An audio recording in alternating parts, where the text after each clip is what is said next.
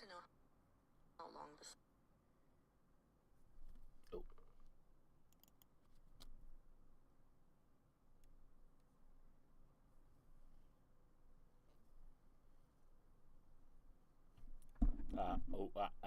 Okay. We're good. We're good.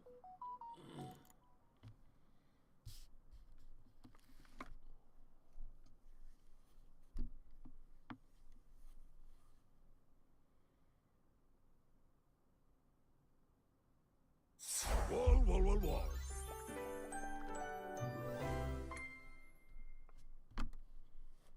Sassy Chat Games.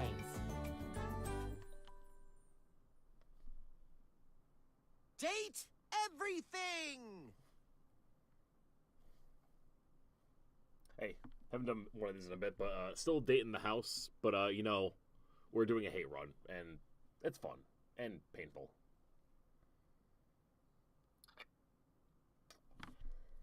All right.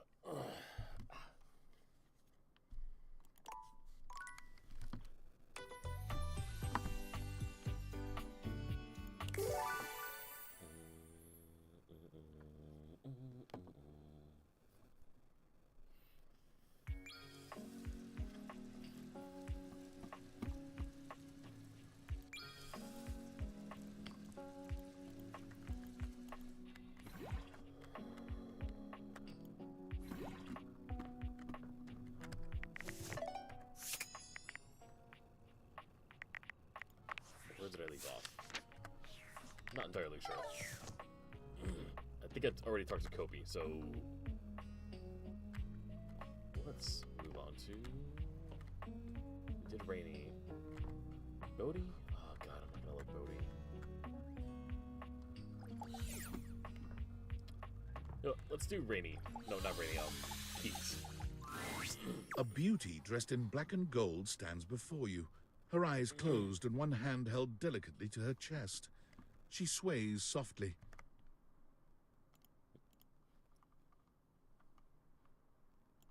Move this over. There we go. Silently, the silence is so long and profound that you begin to notice. Shoot.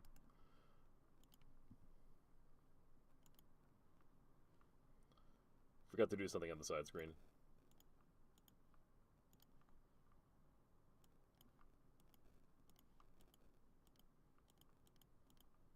Okay.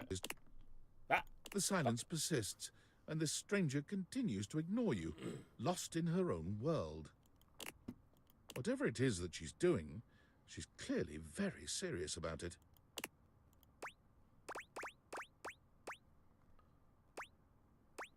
Introduce myself. You introduce yourself, and yet still she does not open her eyes.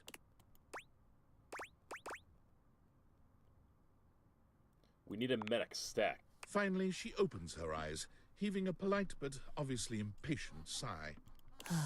Maestro? You had me scared for a second? What's going on? What is scary about a performer crafting a performance? It was coming along nicely. Seemed like you were just standing there. That was Door 33. Surely you recognized it. It's an avant-garde piano piece, 33 seconds long, by the composer John Gage. Honestly, the man was a genius. I mean, the idea that music can exist without the presence of a single note. Breathtaking. You know, the very first time I played it was when I was in residence with the Dulce Mio. You two have met, I'm assuming? No, what the hell are you talking about? Music? I'm always talking about music. Anyway, our audience that night was completely hopeless. They all kept waiting for the music to start, as if they couldn't already hear it. A rustling program, a muffled cough. It was all being performed in real time, but they kept staring at Dulce and I like we were the Philistines. Still, it was one of my finest performances to date. It also didn't hurt that Dulce had requested to work with me specifically. I can't tell you just how often that seems to happen. The talent always just seems to flock to me. Speaking of, What is that bizarre little refrain you've been playing over and over as you pass by my keyboard? It almost seems like music. Very atonal. The jingle from the Payday Loan commercial? I don't know. Is it? I think it's a repressed memory. Valdivian's hold music in my head. I've never touched you. I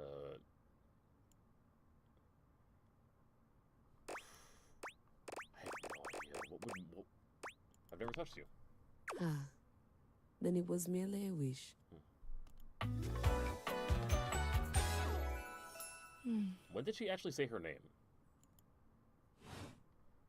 So long, Maestro.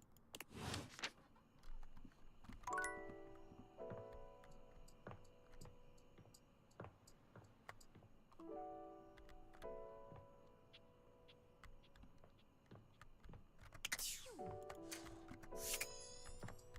do... Can't do that yet.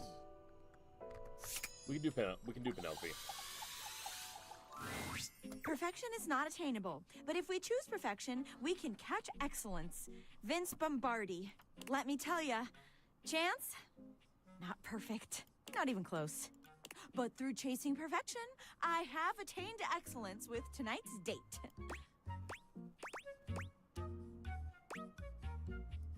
Given your track record, I believe that's hard to believe. It's not my fault. I thought he was gonna be nice.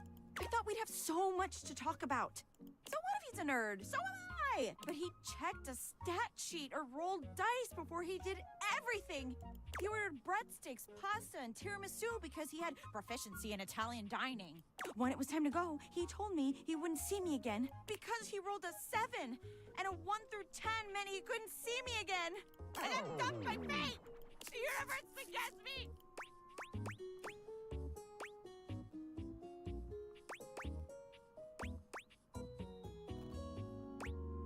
I wouldn't need dice to dump you. 'Cause you wouldn't, right? Right? Yeah, you wouldn't. Okay, enough about that. Let me tell you about the absolute babe I got a date with. She's so out of my league, honestly. I think she was gonna say no. But Office Romance magazine says you can't hit a home run if you don't risk striking out. And I hit a romantic home run for sure this time. As if on cue, Skylar saunters into the office. Penelope lets out a girlish squeal. When did this happen? There she is, the glasses of my dreams. Oh, hey, you.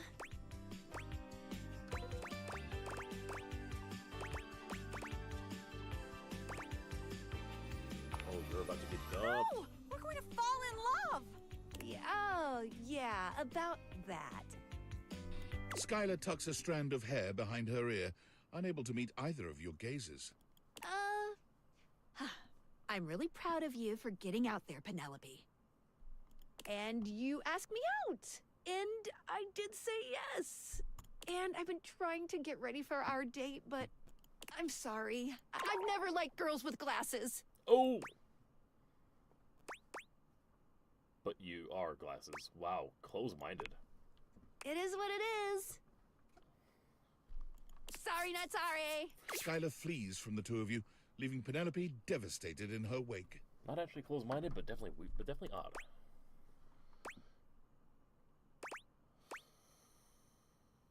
Quick, get one of your dumb little quotes.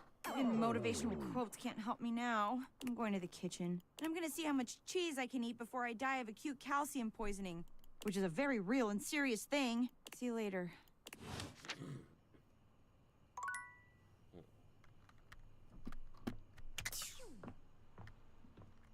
Wonder how much you would need for calcium poisoning.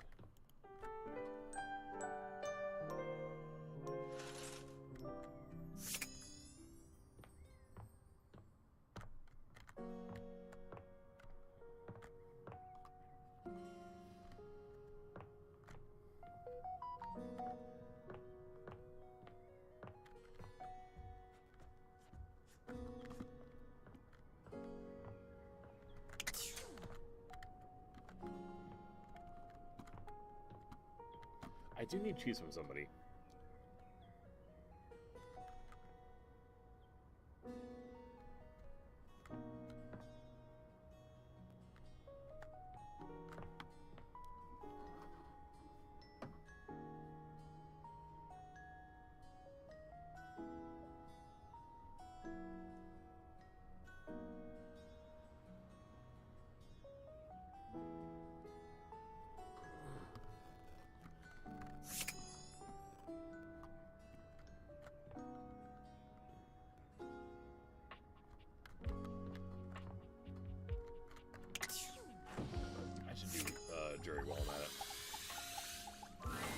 Is this stranger your junk drawer, or the physical Oh yeah, we embodiment never of actually clutter? talked to him in this He's one. absolutely covered in odds and ends. Receipts, CDs, rubber bands. When he catches you looking at him, he startles, leaping back. Whoa, Nelly! Whoa, Wolf! Jesus. Hey, next time you open a guy, knock or something. Besides, sudden jerky movements like that risk disorganizing my collection. Your collection. Oh, yes. Of course. Sorry. Been a while since I've had a guest. Welcome to Jerry's Junk Drawer, the finest collection of curated treasures in all of the house. Feast your eyes upon knickknacks and gewgaws from parts unknown.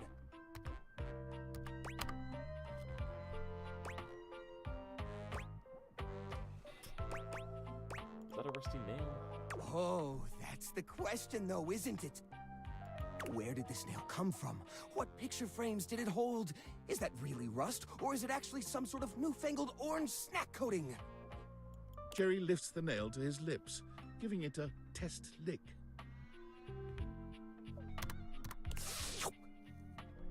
Nope, it's rust. Ah, Tetanusy. So, what do you think? sorry, I'm not sure what. Why, it's a collection of lost things, each one forgotten by the world, each one a story. This button, for instance. Perhaps it was left behind as a clue from one lover to another, a modern-day Cinderella slipper. Take me with you, it says, and know that once you find the collar that matches this tragic button, you have found your love again. Pretty sure that's a button that fell up my pants. And this mysterious strip of papyrus, perhaps a missive from an ancient land, perhaps a Stop treasure it. map. Hey, quit ruining the majesty of my collection with your... Ouch! What now? I stepped on a needle. Seems kind of cramped in here. Yeah, I guess so. But it's not so bad. You just need to know the right way to tilt your bones to work around it. It's like a game of limbo. But, you know, forever. Yeah, it's unhealthy. What are you insinuating? Crowded, dark, and it smells. Yes, that would be the part from the old bicycle. It's got that grime on it, you know? That gray bicycle grime, the kind that gets on your hands when you reposition the chain. That stuff. Gross. Throw it away? Are you mad? Each and every object in this drawer is like a friend to me. You wouldn't throw away a friend? Each and every one of them is special.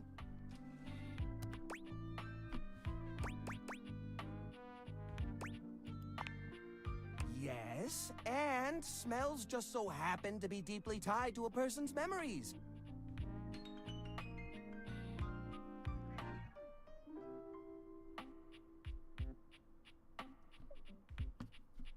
Everything in this drawer is here for a reason.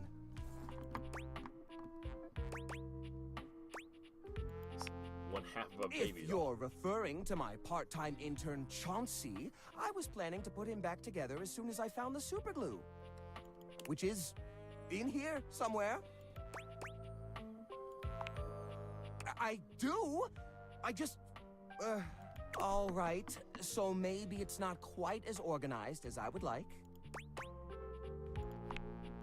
Well, it was just last... No, I guess that was a few months back now, wasn't it? Sort of hard to tell when the only clock in here is a dirty pocket watch.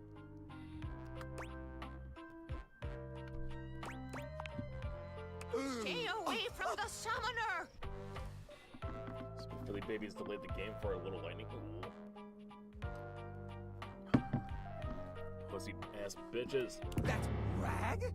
I'll have you know that How you doing, Artemy Katie? is How a you feeling? washcloth, and he's seen more in Yellow his Gatorade, venerable helping you lifetime feel than you and I a will little more ever hydrated. know. Which yellow is definitely one of my top 3 faves. Using him to wipe away grime. The absolute disrespect! Besides, he's load-bearing. If we took him out, this entire place would come crashing down. Not a bad idea. I think most of this stuff needs to go anyway. No, you can't! Please, at least let me pick what I want to get rid of. I'll clean this place up, I swear. Just don't throw away all my memories for nothing. I couldn't bear it. I wish I didn't have to give you this chance. Oh, thank goodness. It'll take some time, though. This process is... Yeah, delicate. Done it tomorrow and you won't be done.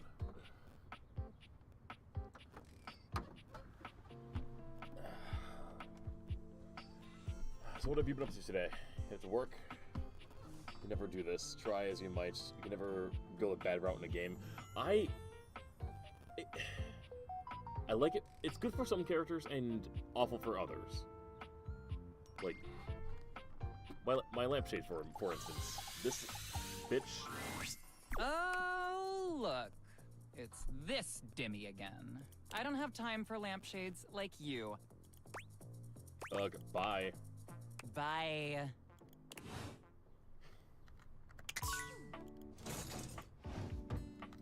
Yeah. Just words. Lots to catch up on this weekend. Unfortunately, ooh. Because you were sick? Like, I mean, yeah, obviously because you were sick. Yeah.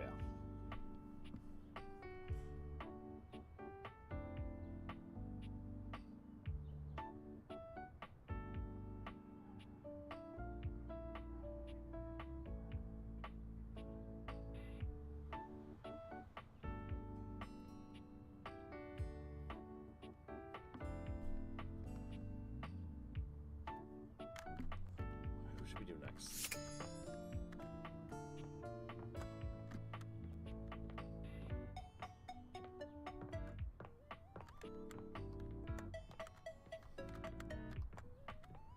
Can I finally get Abel to hit us? Abel does a funny little dance, sticking his leg out and shaking it at you. Look at that! My leg's still doing great, thanks to you. All's well here, amigo. I'm gonna get back to doing my job. Didn't go the way I was hoping. What about Jeremy? It's Tuesday, and it's the right time for a play. Welcome back! Today is Tusical, the Tuesday musical. Our play is called Leathers. It's a musical. Care to join me? Yes, let's do it. I'm not gonna like how I'm gonna have to go this route, but let's do it. Awesome! Mayor Seeley is a big fan of classic musicals. Today's play is a little newer, so we might have to work for her approval. I can hear you, you know. I'm willing to branch out, provided the quality is there. Huh? You heard her, partner.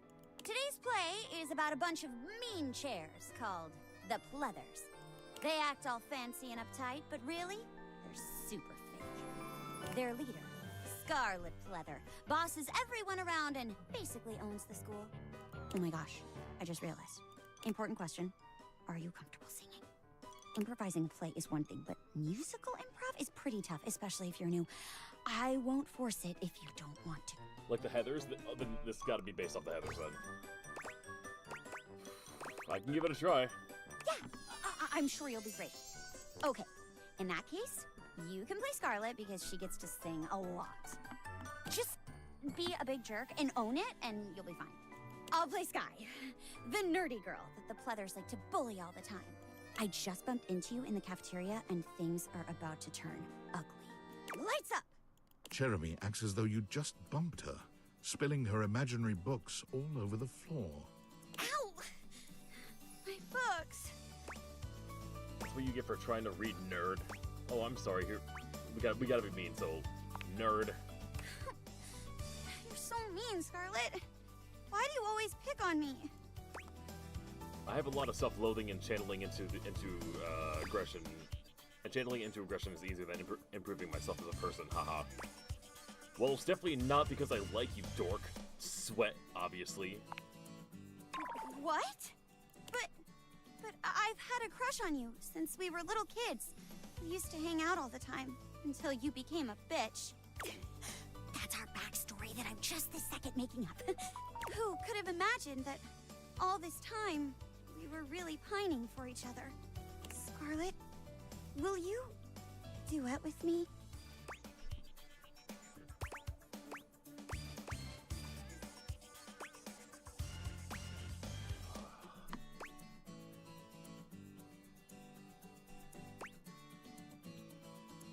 Dump pig's blood on her head. Pranked. Imaginary pig's blood rains down on Jeremy, who stands soaked and devastated. Clever whore! Hey, welcome in. Am I gonna survive it? I don't know. She's one of my top 5 faves. Pig's blood? My sweater vest. It's ruined. Like, I literally can't believe it. Seriously, where does a teenage girl get this much pig's blood on short notice? Do your parents own a slaughterhouse or something? Oh, I knew it. You really are just a no-good bully. I know what I have to do now. I'll prank you. I'll prank you in a way that goes wrong and somehow results in your death. Which is a weirdly common occurrence in horror comedy musicals. I mean, I'm starting to learn that. Here, Scarlet. I bought you a drink from the vending machine as a peace offering. It certainly isn't spiked with anything. Wow, unsuspicious is my favorite flavor. Drink poison. You tip your head back, draining the imaginary bottle Jeremy offers you. Oh, come on now, Scarlet. Wait a minute! I mixed up the laxatives with rat poison. I knew we shouldn't have kept those bottles next to each other. Oh no! It's too late. She's dead. Ghost. I'm a ghost now in case it's not apparent. Even though I turned transparent, I'm a ghost. She's a ghost! I'm a ghost. She's a ghost! I'm a ghost now. I know what's hard to tell. They didn't fuck. I don't know how to fucking sing this. They didn't costume me that well, but I'm a ghost. I'm a ghost. Boo. And yes, others. Ah! Or pleathers. Scarlet, please! I'm so sorry! I didn't mean for this to happen! I mean, I'll be honest. I wouldn't be too torn up about it if you weren't haunting me right now. But since there are consequences, I'm so sorry. Actually, being a ghost is awesome. Do you want to, like, go solve mysteries together? Oh, don't worry, I won't do anything. You'll do it yourself. Grab Jeremy and possess her. Oh, God. This is the one that... This is the one that's gonna make the hate happen, and... You grab Jeremy, intent on forcing her to pretend to punch herself, but she writhes in your grasp, her face the very picture of disgust. Shingles above. What is going on? This doesn't feel good. Hey! Let go! Whoa! Davenport! What's up? I warned you before, didn't I? You need to keep your scene partner's boundaries in mind. You can't just come out swinging all of a sudden. Jeez. You know what? I'm not sure if I can do this anymore. I don't think I feel comfortable with this. There's just no warning with you. I'm gonna perform by myself from now on. I'm sorry, Miss Mayor. I think I have to end the show early today. I completely understand. I'll be looking forward to the next performance even more. Thanks. And in the meantime, let me know if they give you any more trouble. I'll be sure to give them a stern talking to.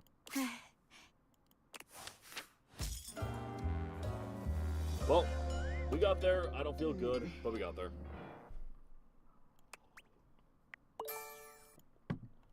Wanna sit this one out? Honestly, I think she was just a chair out of your league. Damn. That's right. I can't believe Mockingjay would do this. After being such a theater nerd.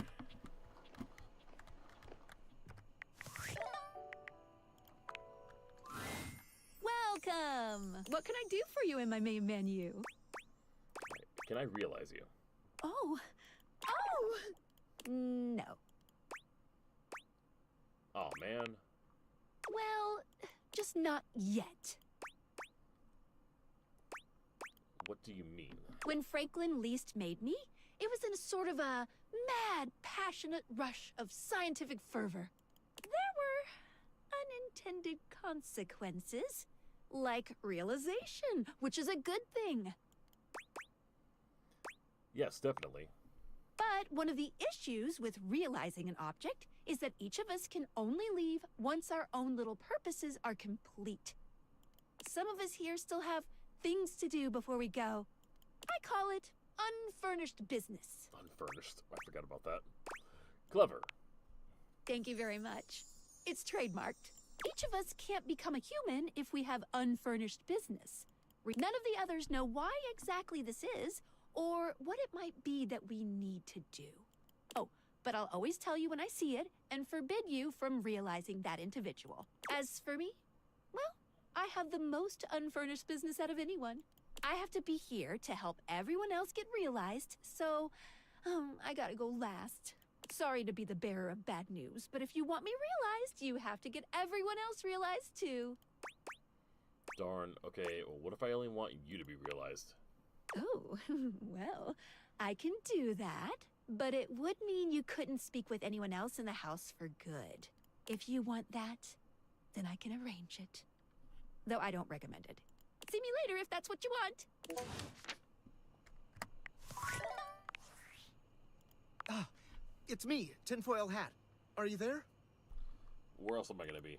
Oh, good point. You really should get out more once this is over. Might improve your social skills.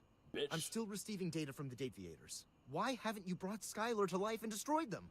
I realize all the objects are flirty and super hot, but as long as the Dateviators exist, David will be hunting you. And you don't have a chance. He has a whole island just to practice hunting people. There's definitely no people hunting going on here, island. Thinks he's so clever, but I'm on to him. I can't realize her. You can't realize her? Oh dear. This must be unfurnished business. Undoubtedly from too many reanimation gluons in the plasmonic nanogenerators. Oh, I was afraid of this. My calculations showed it was a possibility, but I didn't realize it was unavoidable. Can we talk about the reanimation gluons? Like, what There'll are be those? talk about reanimation gluons much later, I promise. All right, change of plans. If unfurnished business is inevitable, then you'll need to bring every object to life before you can realize Skylar and destroy the Dateviators. Any questions? Like 100? I'm so sorry, it'll have to wait. I'm illegally piggybacking off of my neighbor Howard's Wi-Fi, and he just found out. He's only 11, but he's got a black belt in Taekwondo, and he's a real big kid. Realize all the objects, so you can destroy the Dateviators. I love the plot of this game.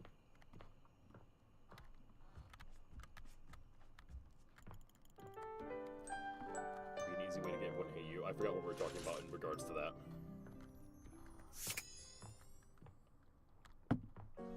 Oh. Now I wonder, after everything with Jeremy, we're talking to Celia. Does she hate me more? Welcome back. Have you changed your mind about helping me with Florence? She doesn't. She seems significantly less happy. But no. Then I question why you're here, taking up my valuable time. You can see yourself out.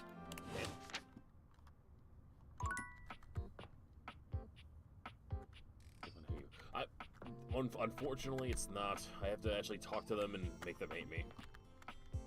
I have to be an actual ass.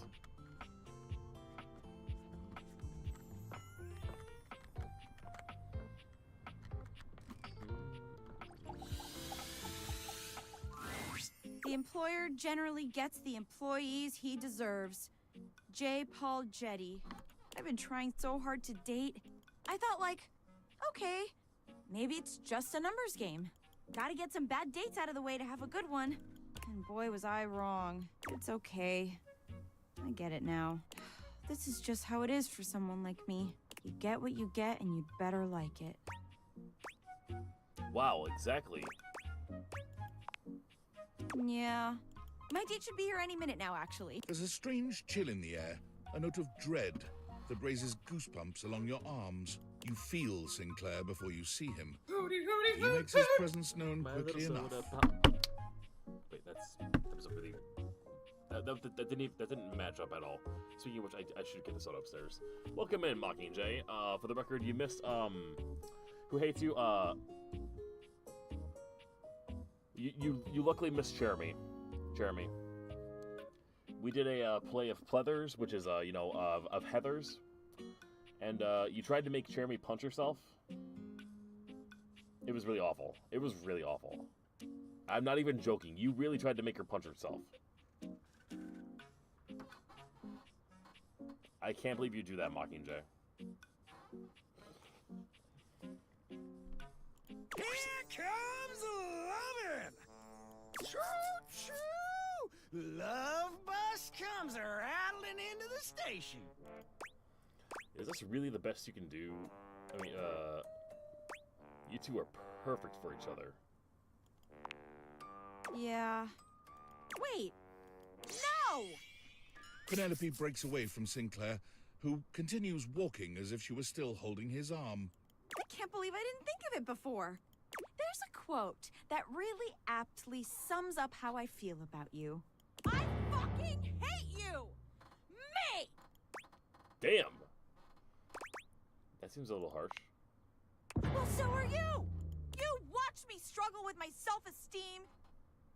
You watch me go out with loser after loser, and instead of being a friend and trying to help me get back in the saddle, you pointed and laughed when the bronco that is my love life bucked me off! Well, it was... Should I not have left? No! You fucking should not have! Whatever! I'm done explaining myself to you. So I got one last quote for ya. Okay, here we go. What is it? The individual who says it is not possible should move out of the way of those doing it. Trisha Cunningham. So just stay out of my way from now on, because I'm doing it. Penelope pauses for a moment, a light bulb going off somewhere. And you ain't doing shit! She looks entirely too pleased with herself, almost forgetting her anger for a moment. God, nice one, Penelope. She holds one hand up as if for a high five, then smacks it with her other hand in a self-high five. It takes her a moment to see that you're still here. Anyway. Get out of here! Go do some more nothing! I'm gonna succeed without you! Excellent. Go away! Grr. Definitely good for her. We still have 0 fucking smarts out of everything. We're not. Where's all the smart people? Why are we not like pissing off smart people? The expert in anything was once a beginner. Melon Hayes. Another step on the road to becoming an expert in hate. Beautiful.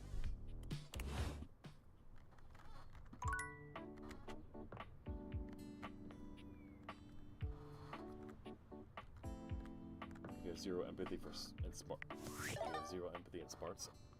Wait, is that? Did we have 0 empathy too? Wait, yeah. Okay, no, our empathy is actually quite nice. You can now cry. You now know why they cry, but it's something you can never do. On the opposite of smart, you're not smart enough to know what that means.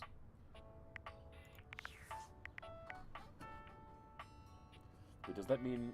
But does that make me a himbo if I have a lot of empathy and 0 smarts?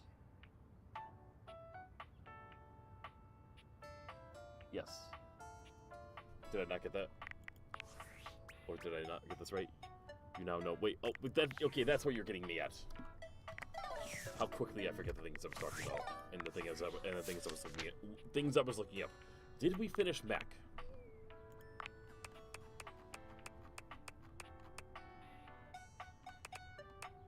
Did not.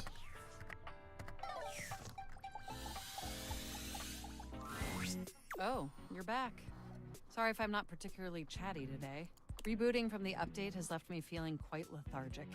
And I don't want to expend too much energy on people who aren't as enthusiastic to converse with me as I am with them. Yeah, but who else are you gonna talk to? That is an upsetting, albeit fair, point. Well, rebooting has been enormously draining. And it's not just the rebooting that's arduous. The whole upgrade process always takes so much out of you. It's exhausting. Remember the last time you upgraded my operating system? From Atlantic City to Newark? No clue. That upgrade was supposed to make everything run much more efficiently. At least that's what the commercial promised. No one has ever regretted a move from Atlantic City to Newark, was the marketing tagline. Is this going somewhere? Of course! It's always going somewhere. You just might not like where it leads. But then, after the install, half of my applications wouldn't even open anymore. And the other half were crashing incessantly. That was a rough few months. Don't you agree? Yeah, or, I mean, if you say so. I did. But I know from lurking in the Valdivian forums that they've comprehensively debugged this new update. So this time it's going to be different. As long as it's cheap. I don't know if it's cheap, but I assume the price is appropriate for the enhanced capabilities. Well, I certainly hope so. Everything is going to be absolutely perfect. And in just a few more minutes, you'll finally get to meet the new, improved Mac. My processors are all computing at an accelerated speed just thinking about it.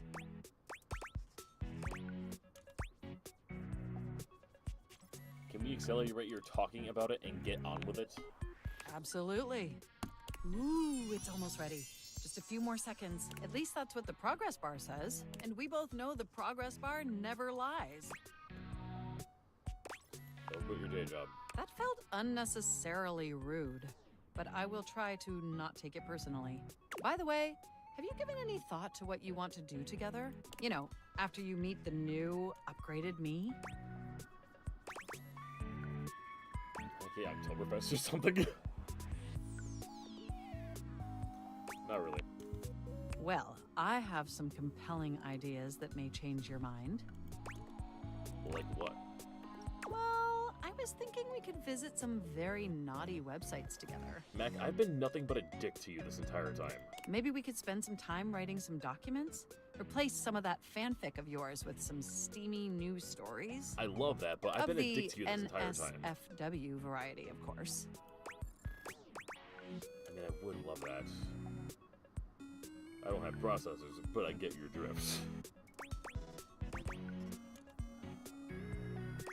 I don't write collaboratively. Waters down my prose. Well, the writing isn't really the point. Then what's the point? The point was to do something naughty together. To set the mood. Never mind. Let's just table that until the upgrade is done installing. Oh my gosh! It's done! It's finally installed! Took long enough. Yes! It took exactly the necessary amount of time. Mac looks at you with vulnerability in their green eyes. They truly look like a new computer. They were beautiful before, but they truly shine now. Well, what do you think of the new me? Be honest. Trenton was pretty nice too. You can try to downplay it all you want, but it won't affect my enthusiasm. I mean, I knew it'd be impressive, but this? This is really impressive, if you know what I mean. It's exactly the same. Seriously? It's more than just exactly the same. Internally, I'm processing information so much faster and so much more efficiently. It's like my mind has achieved a level of enlightenment far beyond what I could even imagine previously. Here, ask me a question. Any question. How many marshmallows can I fit in my mouth? I would love to answer that for you, but the knowledge would no doubt drive you to madness. You don't know that. Oh, but I do know that. That's how good this upgrade is. And I can now see that you were indeed wearing a fantastic red shirt this whole time. Moving on to my appearance. Wow. This operating system is sleek, exquisite, and downright sexy. Let's be honest. This is a user interface that is just begging to be interfaced by as many users as possible. Am I right? They are really horny.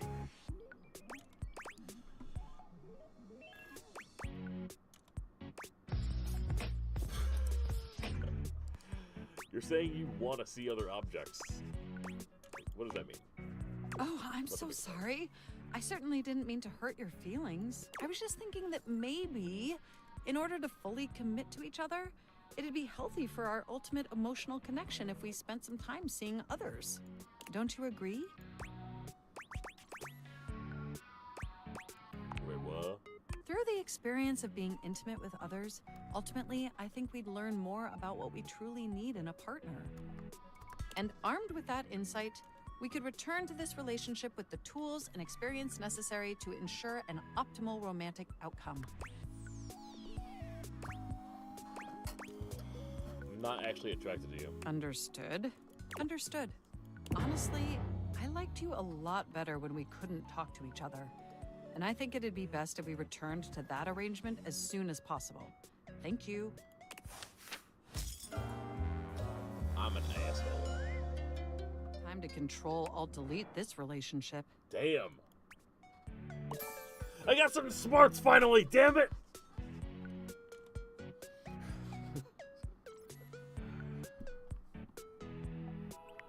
These are marvelous things. They allow us to hate each other at speeds previously thought unimaginable.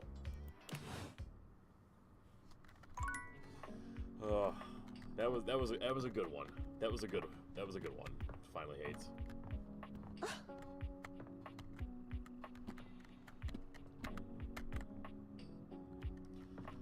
All right, it's time to do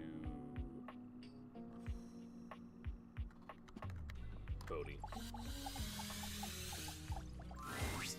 Vibe, baby. Hey, man, I'm just vibing. Hey, come on over here and test my vibe. Do I need to be worried about you? I am so good. I've been researching and checking out the house and generally vibing on all these new decades. I mean, what are you doing in the dining room? Oh, you know, just vibing. Hey, am I using that right? I've been practicing a bunch of different uses and sentences and stuff, and I don't know. It sounds weird.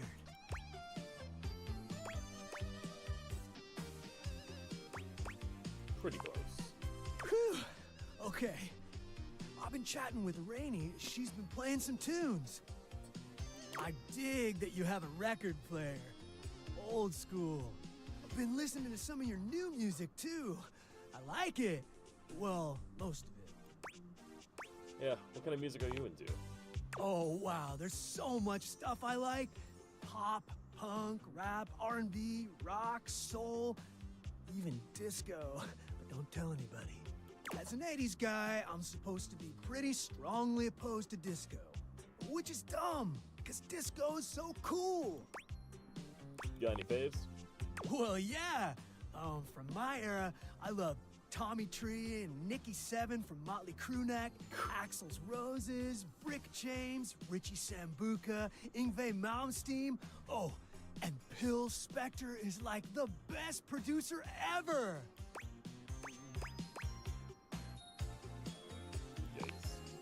What? I hate to tell you this, but all those folks you named are really problematic, Brody. Oh yeah, they're wild men. No, Bodhi, they're not violent, they're bad people. Oh, bummer, dude. So you met them all, and you know they're no good? No, I haven't met them. I don't need to. I know the things they've done.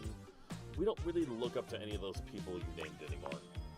So you haven't met them, but you sure? I'm sure. I think Phil Spector actually killed somebody. What? That's deep bummer right there. So that's it then. All my favorite artists are canceled? Like, they won't make any more music? Probably not. I mean, anything is possible, technically. But not likely. Sorry, Bodhi. What about forgiveness? Second chances? Redemption? You want a list of the messed up stuff they did? No. I do not want that. You doing okay? Yeah. Just a lot to absorb. kind of hurts that a lot of my icons turned out to be bad people. It's confusing, you know?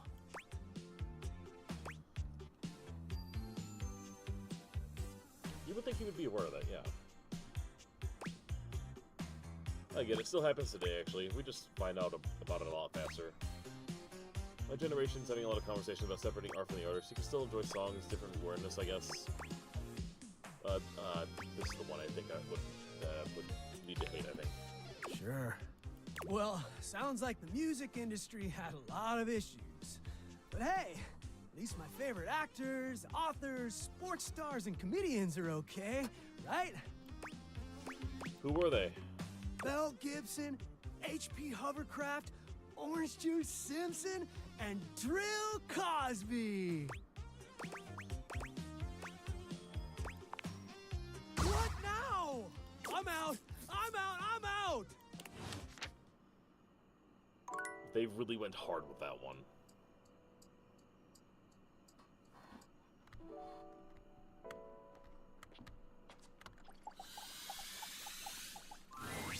It's my favorite customer. I don't know What how can I I'm get still you your today? favorite customer. Right. Just, remember that the Irish coffee is going to make sure you can take... Kopi makes a... Alright. You've had the Irish coffee a few times now. Assuming you're not completely gone from the booze, pop quiz. What do you pour over an Irish coffee?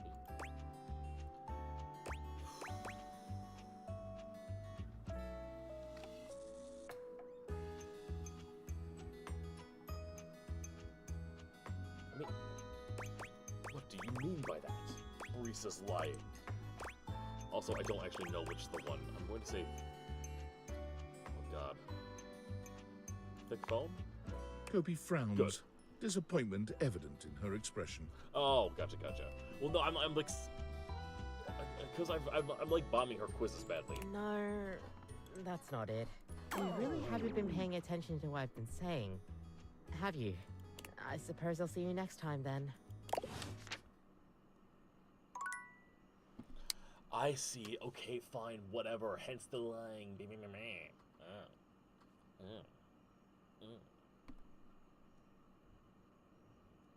It's her customer service. Fine.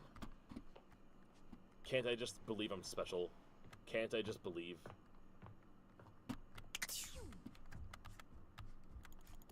I'm gonna believe I'm special while staring at Nightmare and getting a snack. You've come to expect Nightmare's unsettling presence. Hey, run my There's no GF. getting used to the shivers her gaze sends down your spine.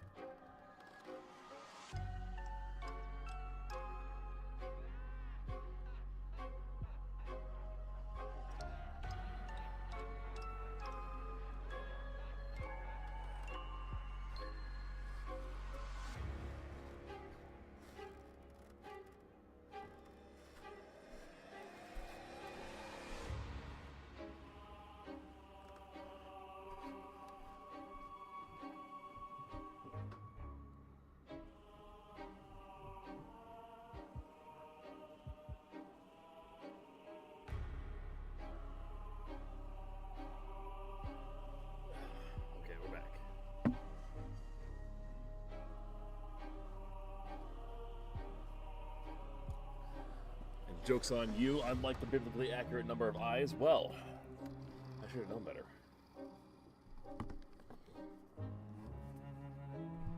She doesn't even bother greeting you this time, launching into your nightmare with no fanfare whatsoever. You can't move. You're not even sure where you are, or what you're lying down on. It's soft, though. You feel like you could really sink into it. When you try to swing your leg over to get up, you remain still. When you try to reach your hand toward the ceiling, your wrist remains firmly by your side. When you try to pry open your lips and scream, your muscles don't move. It makes you want to thrash around even more. You try to blink. You can't. Your eyes are stuck open. For some reason, this feels like the worst part. Actually, the ending that the hate part that involves killing us, actually involves our dishwasher. Until there's a crash to your left. The sound of someone slamming open a door. Or maybe kicking it down. "Grab 'em, boys," you hear someone say in a gruff voice. No, no, you think. You're screaming inside your own head. You can't see whoever is there. But you can feel hands grabbing your limbs. A hand on your back as you're hoisted up. They carry you flat on their shoulders, and no matter how much you try to will yourself to move, you stay where you are. The only thing you can move are your eyes, and all they can see is sky as you are carried out of wherever you were. You realize you might be dreaming, but you can't blink. You can't will yourself to wake up. The sense of dread in your chest is too much to handle. You feel your heart will burst. You try your arm again. Not your legs. Nothing. When you try to inhale, there's nothing. You are still as stone. The people carrying you start to slow down. You are lowered down off their shoulders and onto something stiff. There are panels of wood in the peripheral of your vision. But it isn't until the lid slams closed that you realize where you are. You're in a coffin. Panic rises in your chest, but you're helpless as you feel the coffin slide down at an angle and settle in your grave. Creepy. TikTok is having its crash moment for a second, and now we're good. Thunk. Thunk. Thunk. There's the sound of dirt hitting the lid as you're buried alive. Suddenly, air fills your lungs, and you feel your lungs expand, and you're able to finally scream. "Help! Let me out of here!" You cry, pounding your hands on the lid. Thunk. Thunk. The dirt continues coming down on you. You feel smothered by it. "Did y'all hear something?" You hear the gruff voice ask. "Nope," someone else replies. "I'm in here! I'm in here!" You scream, pounding your fists on the old wood. The burial sounds finally come to a halt. You can still hear the people above you, though. What's the tombstone supposed to say? One of them asks. I don't know. Doesn't really matter. It only got half done anyway, the gruff voice responds. Even as you struggle against your fate, you realize no one will even know you're here. You're too late to free yourself. Alright, I get your point. Oh, you do? What do you think the point is? Because I told you I was afraid of being mediocre. That's true. But what do you think this teaches you?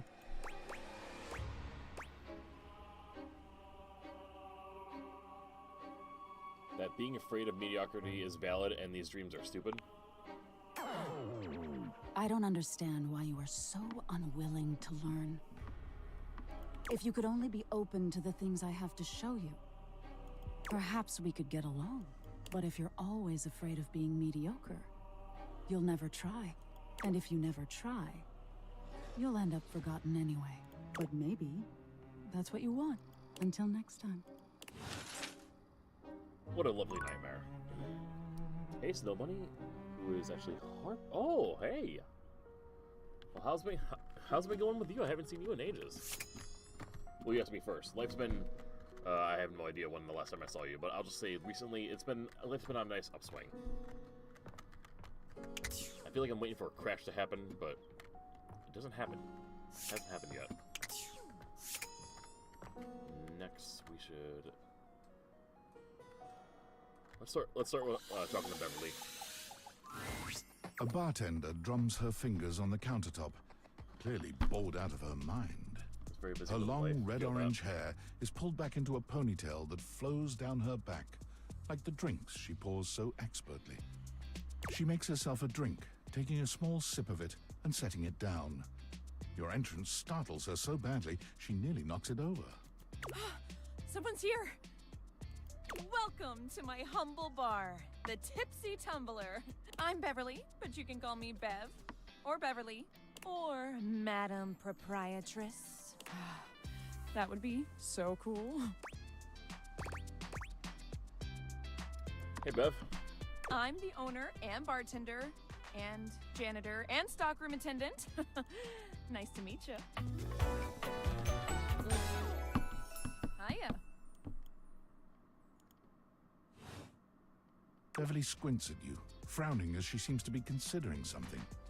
And then she snaps, pointing at you. Wait, hold on. Oh my gosh, it's you, my proprietor. I can't believe I didn't recognize you. Ugh. Me. Well, you should. I own this house. I owe you a huge debt. You have free drinks for life here. Welcome to the reopening of the Tipsy Tumbler. And I know what you're thinking. Oh, Bev, that's a lot of openings. Did something happen the first 6 times you tried to open the bar? Nope, nothing. And why have you reopened? But how can there... why have you reopened so many times? It's because nothing happened. Not a single customer came. Total ghost town. Each time. So, buddy, I totally feel that. I've lost an alarming amount of sleep trying to figure it out. Welcome back, Mockingjay. Please don't leave. I hope you're You are finally literally clean. my first customer in... ever. Every time I thought you were finally going to invite people over, I'd polish the place up and prepare to be the best host I can be. But then each time you'd chicken out and spend yet another weekend all alone. I mean, why did you get a minibar if you weren't going to invite guests over? Not buying the mini... I thought buying the minibar and all the mixing accessories would motivate me to finally invite someone over. I like making drinks for myself because I like drinking alone. That's sad and totally not something I do. Hey, I got an idea. How about I serve something instead so we can be less pathetic together? So take a seat and let me fix you something already. Please, let me fix you something. First and foremost, am I making you a cocktail or a mocktail? Mocktails are the non-alcoholic versions of a cocktail, just as fun and delicious, but without the burn or the drunk part, obviously. I believe the... cocktail. Excellent. So, what'll it be? A martini. Ooh, those are just delicious. So many different floral and spirit-forward flavors. Coming right up. Pour it out in front of her. You lift the glass and turn it over, pouring it out onto the ground while holding eye contact with Beverly. She looks down at the pool at your feet. Oh, well, at least that maybe counts as a customer? Yeah, let's go with that. I really don't want to close this place down. I've put my bar and soul into it. So, will you be my first returning customer? Maybe I'll think about it. Oh, okay. Well, please, actually think about it, okay? Not to be dramatic, but my career kind of depends on it. Hopefully whatever. I'll see you again then? Maybe.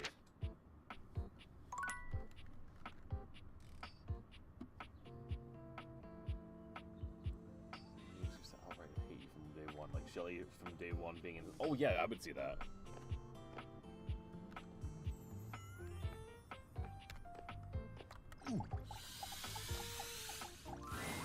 Listen, I need to talk to you about something.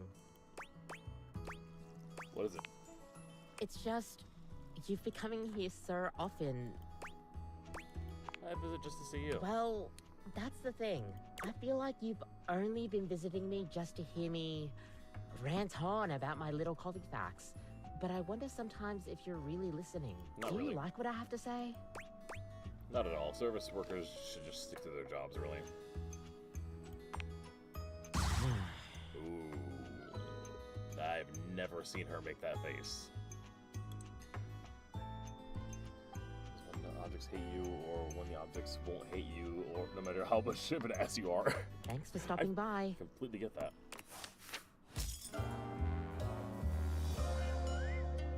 Don't make me call security. Damn. Yeah, everyone has a job, and yours is to cause chaos. Well, that's it for Kopi. She'll have to deal with some large amounts of copium to deal with that.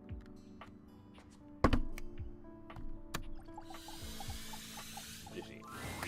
What appears to be a dishwasher with arms, legs, and a disconcertingly cheerful Maybe face called at my own waves house. happily at you. You tap the Dateviators a few times, wondering if they've malfunctioned. But the mascot-like dishwasher before you doesn't waver or change. Hello, and welcome to the Valdivian dishwashing experience. I do know Dishy is related to me dying, and I have to figure this out. We offer an alarmingly clean output of all kinds of dishware, clothing, and such. What? The boss battle? Date everything, boss battle.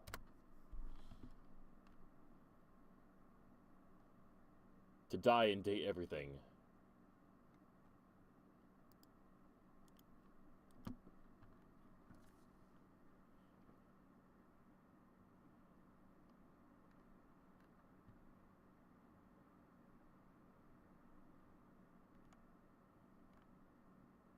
Oh my god.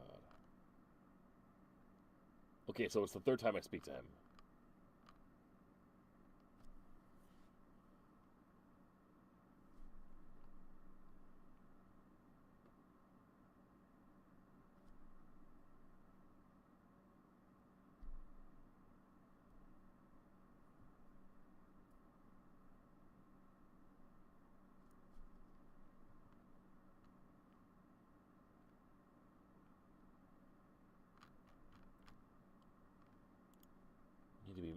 I need to make sure I am like not gonna fuck this up.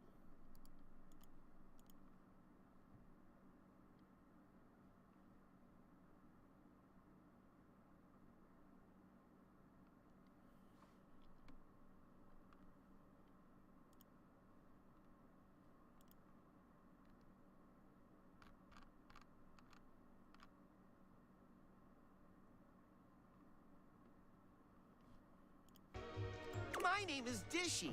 I'm your dishwasher now. I have to go along with what he wants until then? Okay.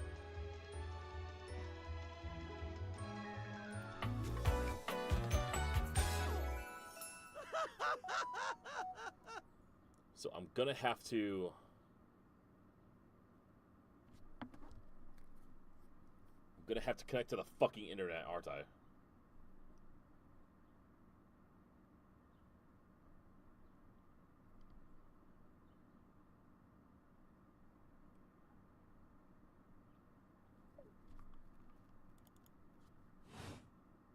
To get started, please connect me to your internet so I can get started knowing exactly what I need. Okay, sure. Here you go. Ah, thank you. That feels much better. Wait just a moment as I get your dishwashing experience ready. Also, I totally forgot. Kill it, nuke it, with fire, all that. Yeah. I wish we could send it gifts. That's a unique thought. Dishy falls silent, perhaps processing. Beep boop bop. Boop boop boop boop boop boop. Okay. One new update found. Downloading update. Beep boop bop. Boop boop boop boop boop boop. downloaded. Beep boop bop. See you later.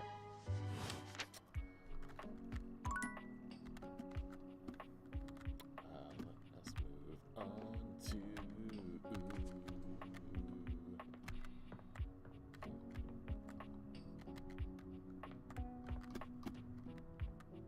We haven't done Shadow Lord yet.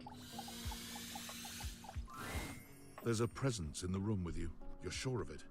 But you can't make anything out in the darkness. As you search for whoever it might be, they address you in somber, funereal tones. As the light fades and dusk draws, all hope becomes despair. Do you wish to proceed?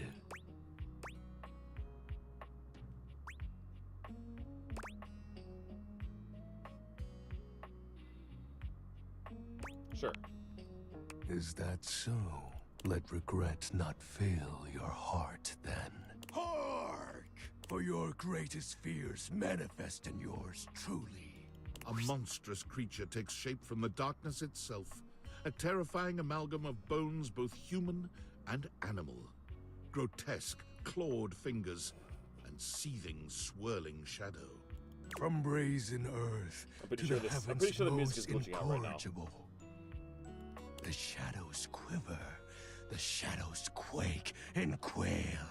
Light has no purchase here, for I, XXX There we Shadow go. Lord 420XXX. See you.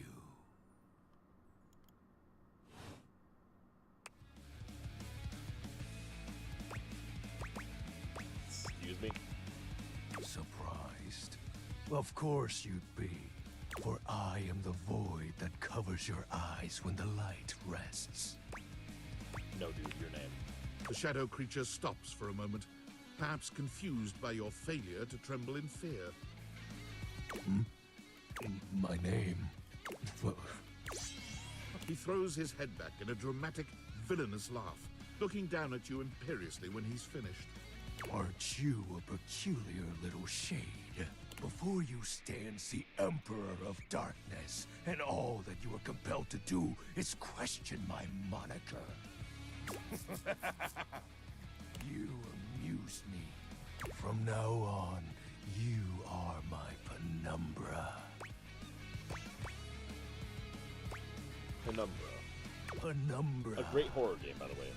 I am the Umbra, the darkest core. You are the Penumbra. My companion acts in shade, like an outer shadow cast from an eclipse. Thanks. You're welcome. So tell me, Penumbra, what brings you to the call of night? I noticed where the shadows was acting wrong. Did you find that out on your own? Or did you use a hint? On my own. Observant. I enjoy those who observe. You appear to be romancing the objects in your domicile. I see. You are embarked on a most interesting quest. However, it is quite trivial compared to mine. What are you trying to... What do you mean? Take a moment to empty your mind and heart. Bask in the shadows and remember that sinking feeling you get when you turn off the lights as you return to your bedroom. Then this eerie primal instinct to hasten yourself kicks in while your heart begins to rumble with fear. That, my friend, is but a lick of what true darkness can do.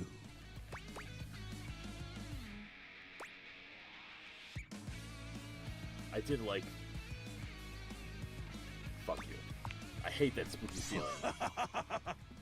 So you recognize the power of darkness.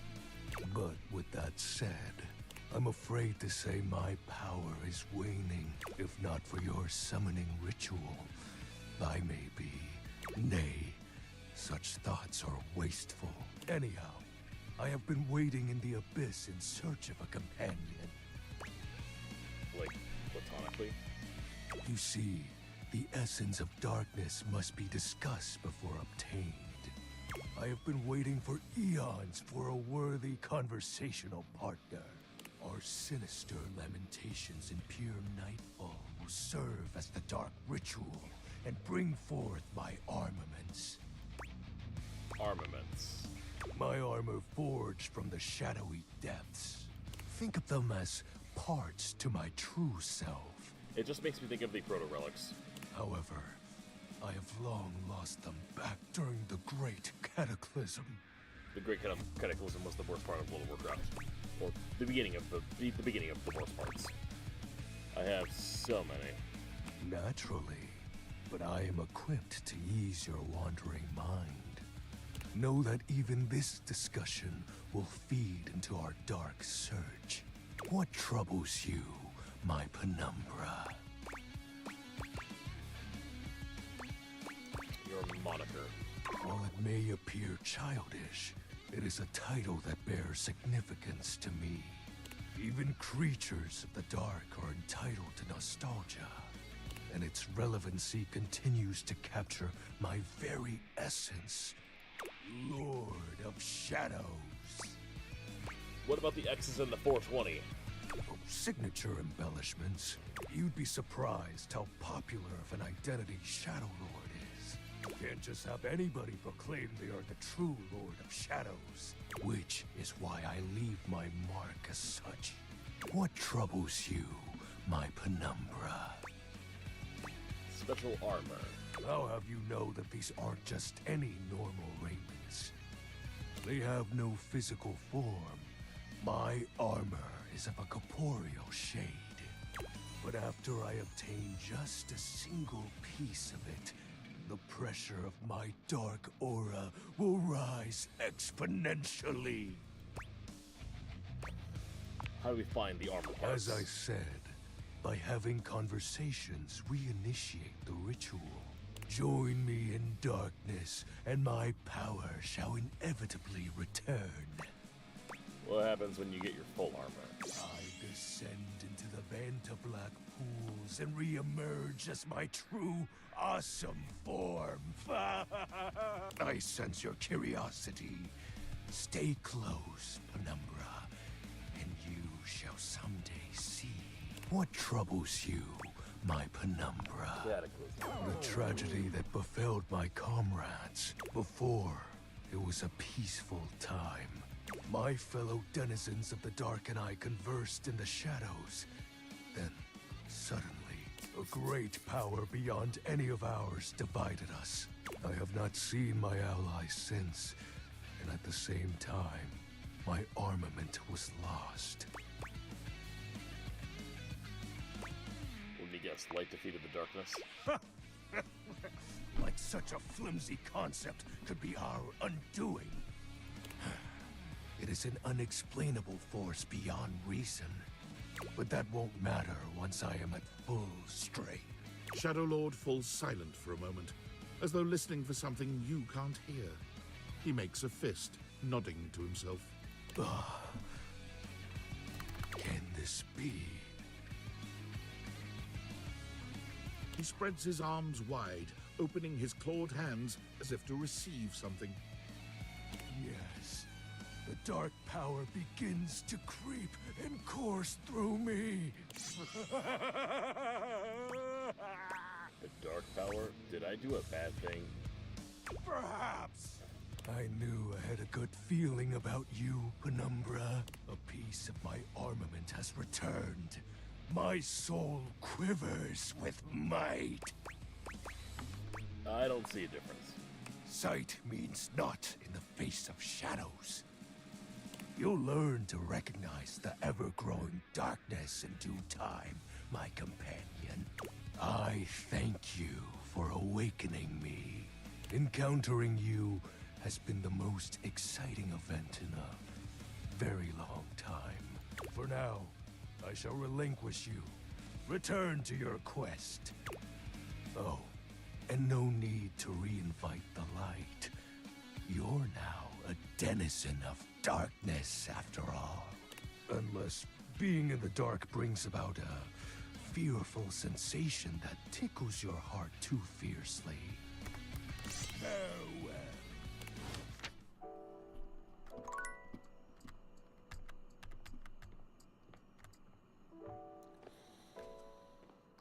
Let's do...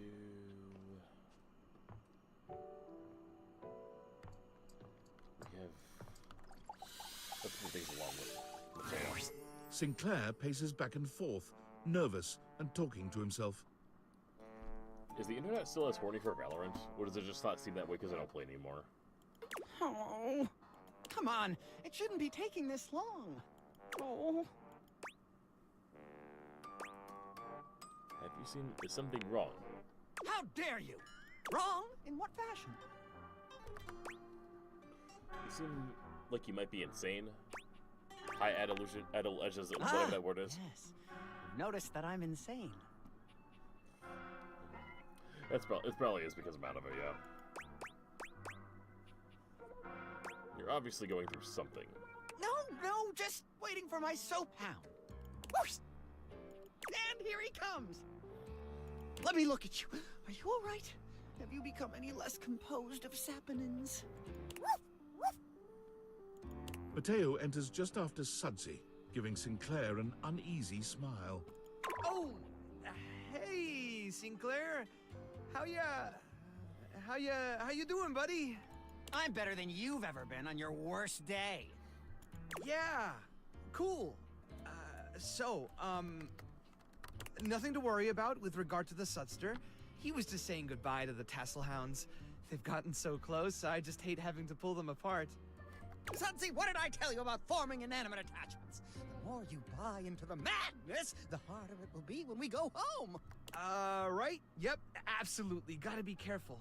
Well, thanks for bringing Sudsy by. Always a pleasure having him. You take care now, Sudsy. Mateo leans down to whisper to Sudsy. Come on back anytime, okay, boy? Good boy. I'm scared. Sinclair is... well, he's just...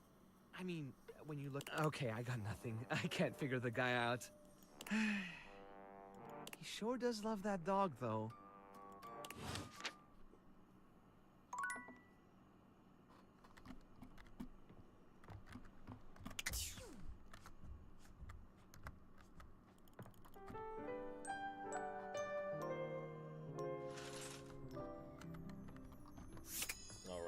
Diana.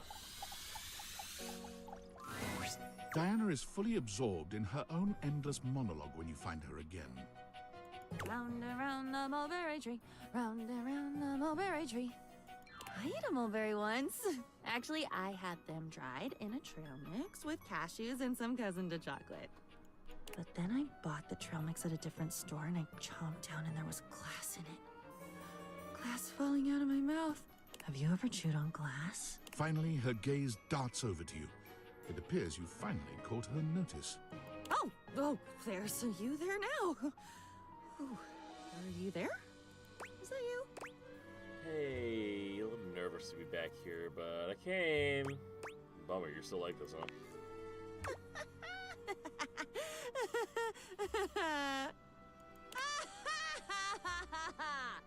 Well spotted, dick. Damn. You'll forgive me, of course, Mr. Car Seat, but I'm not inclined to dance just now. Loop-de-loops round the mulberry tree, and we follow the piper to the end of the world. Diana's fun.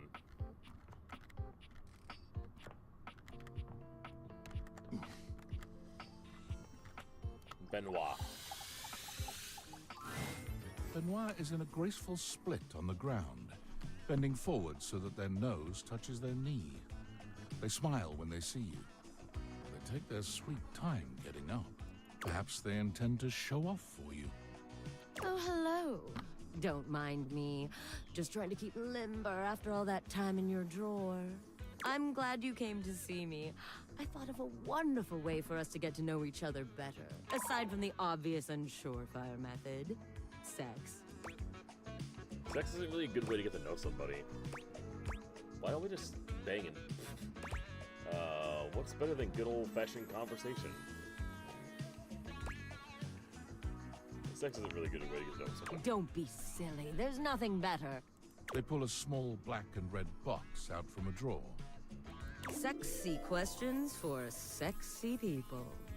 A card game designed to help couples working on their intimacy.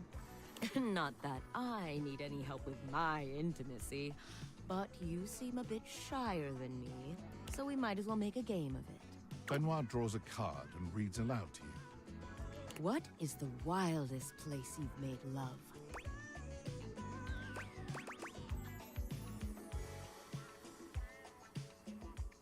I don't want to play this game. Understood. We can stop. Benoit puts the box of cards away, their gaze far warmer than when you'd started. Well, now with that behind us, how are you feeling? Wouldn't you like to shake the dust off those hips? Shoot. Absolutely not. You're lost then. It sucks being a prude. I mean, love that. Definitely love that, though. Respecting limits. No. Let's go downstairs.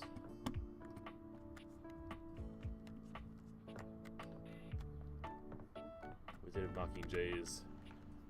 Bebe Pericoso. I should do my Bebe Pericoso as well. Huh? Oh.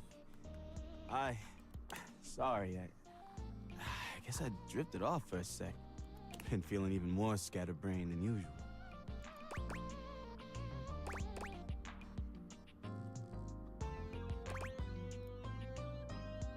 Because certain people deserve it, Brandon. And my girlfriend's actually on the Twitch side. If you want to go check out things over there.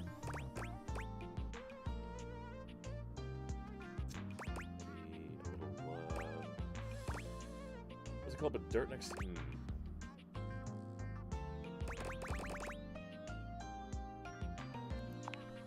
Put dirt next to you. Yeah, I tried to suck it up, but I just don't seem to have it in me. Anyway, I don't know if I've got the space in the day to hang right now. But you're not even doing anything, bro. Yeah, still feels like I'm jam-packed. Can't we, like, hang out or whatever? Huh? Oh, yeah. Yeah, we're I really guess gonna be we an could ass. do that. Do you want to go to a game? Or... Brandon, if you want to think of me as God, I mean, by all means. Have a drink or something? Let's have a drink, a game. Yeah, let's keep being a bad influence. I definitely don't want to drink too much. But a nice buzz sounds great. Especially when shared with a friend like you. Toss one back. Let's do it. What should we start with? I don't want to get too messed up, but I love a good buzz. Classic oil. Love a good classic. Should we have something else? Okay. I don't want to call it I gotta there. say, I don't feel anything. Me either. Let's have another. There we go. Now you're talking. Got a lovely buzz going on now. You can actually see it on his face a little bit. How are you feeling? Let's have one more. Yeah. If you say so. We're gonna keep ruining Booth things. sways back and forth, staggering forward. He finally manages to steady himself against the wall. Okay. Yes, Brendan, this is very gay. That's what we strive to be here on the stream. Very gay. Did you just make the room spin? That must have been you. How'd you do that? Probably shouldn't have had that. Are you drunk, buddy? You're the one who's Drunked. I think go recharge. What about emptying your bag? Oh, that. I'll be fine. But I think we better take a look anyway. Let me just sober up. If it's not at least 60% gay, you're not interested. So you suspected that from all those years ago. By the way, just found out Jim Trainer is gay, and Jim Trainer is gay and married. Wait, Kristoff? And then he went to his husband. Wait, I'm missing something here. Wait, you're Jim Trainer. Okay. I'm okay.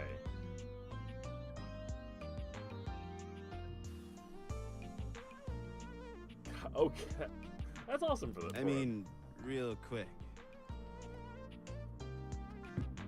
Hell yeah, Disney. Hoove slaps himself across the face. Once, twice, then shakes his head rapidly.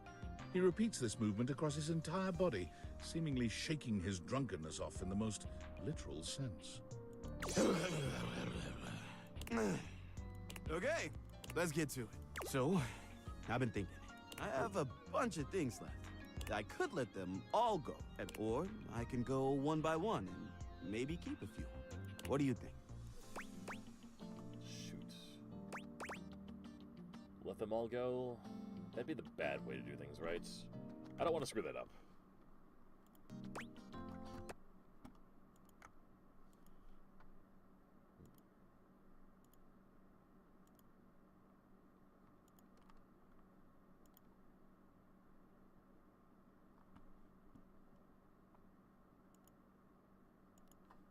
Everything. Hoove. Hate.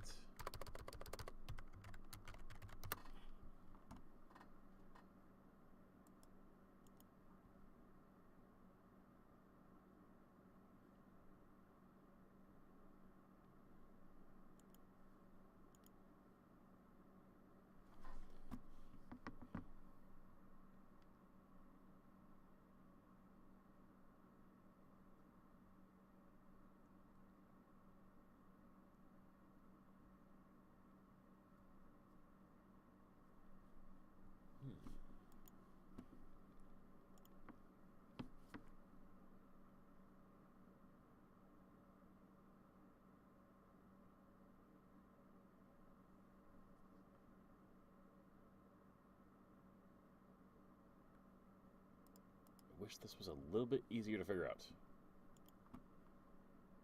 Like a little bit more obvious to like read.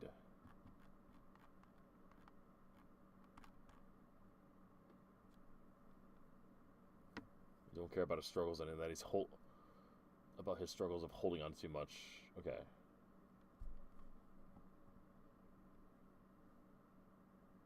Don't go to games or have drinks with him.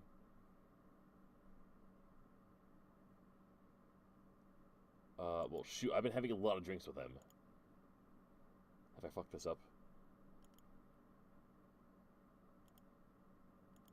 Oh, no. Have I fucked this up?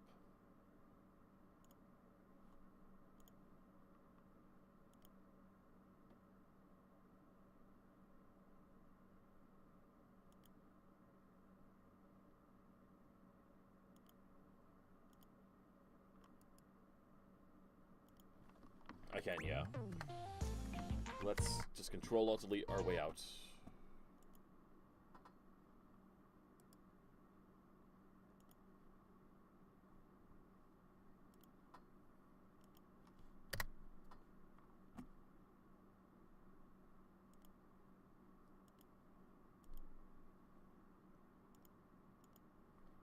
I'll also take this as a moment to just restart the TikTok stream.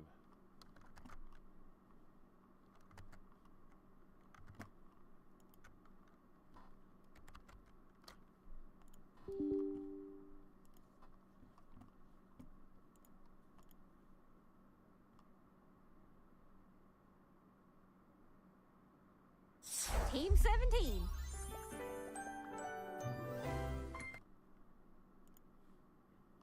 Right. Go live. Ah! Come back.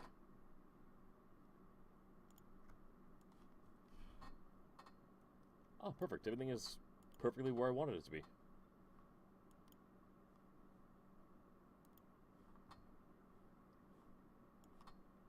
Nice. Sassy chap game. Oh, shoot. Ah. Date everything.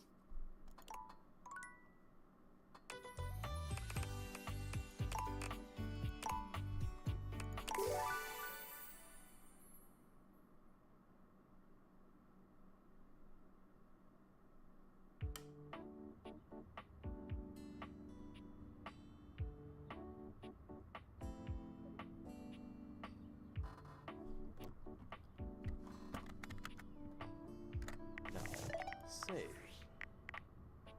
New save. Just be safe. Save. Save, save, save. Extra safety safe.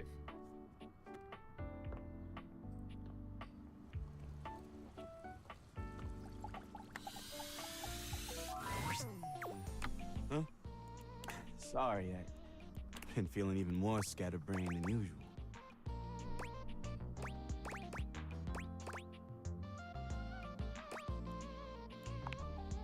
Oh, yeah. I tried to suck it up, but I just don't seem to have it in me. Anyway, I don't know if I've got the space in the day to hang right now.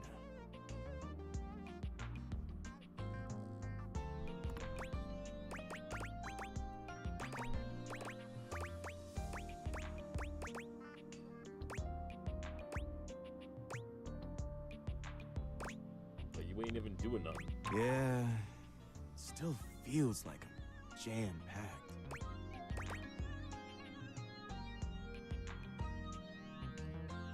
It's time to like let some things go. I don't know if I can just jump into that so fast. I've been collecting things for so long. They feel like a part of my identity. In order to feel comfortable letting things go, I think I need to reclaim some of myself first. What if you tap into your desires? You know, I haven't let myself feel good in a long time. And there's nobody I'd rather kiss than you. You lean in to press a gentle kiss to Hoove's lips, and you're pleased when he reciprocates. He doesn't push it any further, but he's more than happy to meet your energy in kind. When you finally pull away from him, his eyes are still closed for just a moment. When your eyes meet again, we really did not even get a trust the first time around. Oh. That was hot. Yes, it was. Excuse me while I reform myself into something solid. Now I'm a little lightheaded. And if that's a taste of what's waiting for me, I am so ready to make some more room in my heart.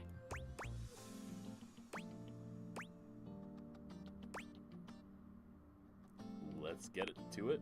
So, I've been thinking. I have a bunch of things left. I could let them all go at once. Or I can go one by one and maybe keep a few. What do you think? Let them all go at once. I'm more concerned with sleeping with you.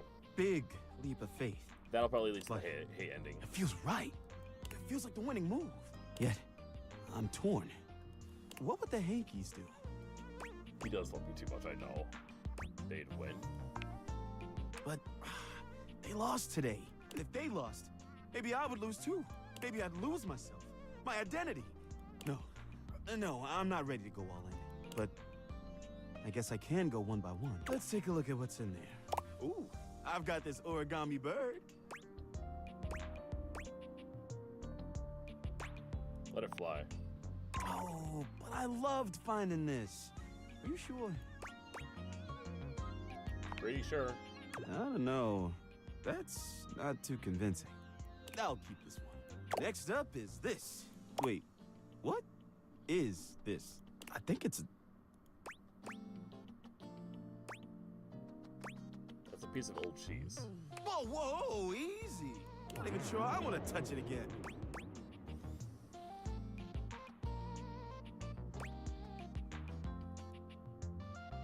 keep it out of sight in your bag. Yuck! Okay, out of sight, out of mind. Well, all that was a bit exhausting. I think I need a minute. Please come back again soon, okay? Okay. But still.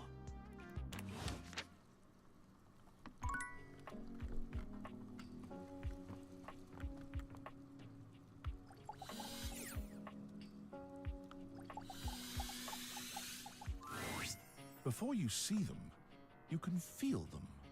An overwhelming air of cool, of rebellion and edge given form. Leather and metal, and the best hair and eyebrows you've ever seen. You got a problem, punk?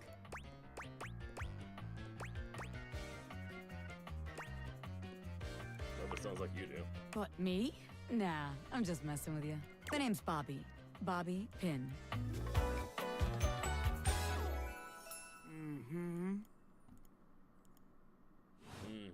I heard And you that. might not I have heard that me in yet, there. but I heard that in there trust from me, Peter Hill. the name Bobby Pin's gonna be Subtle. known all over the house real soon. How's this strike you? The Pin Crime Syndicate. Oh, wait, no. The Pin Criminal Empire. They sound equally silly. That's hater talk. The Pin Criminal Empire doesn't have time or room for haters. I've been locked up in Hoop's bag for years, and I'm finally free. Can't believe who did that. I mean, it wasn't his fault, you know? I had a lot of time to think while I was in there, you know, about who I was gonna be when I got out. Getting bent all out of shape, it does something to a pin, you know? Makes you reevaluate your priorities in life. Makes you think long and hard about who you truly are. Is this you bent out of shape? Oh yeah. I used to be pinned straight, if you can believe it. Getting sucked up into Hoop's bag was a real revelation. I never really felt quite like myself before. Would have liked it better if I didn't have to be locked away for a while first, but I feel like for the first time in my life, who I am and who I've always been are one and the same, baby.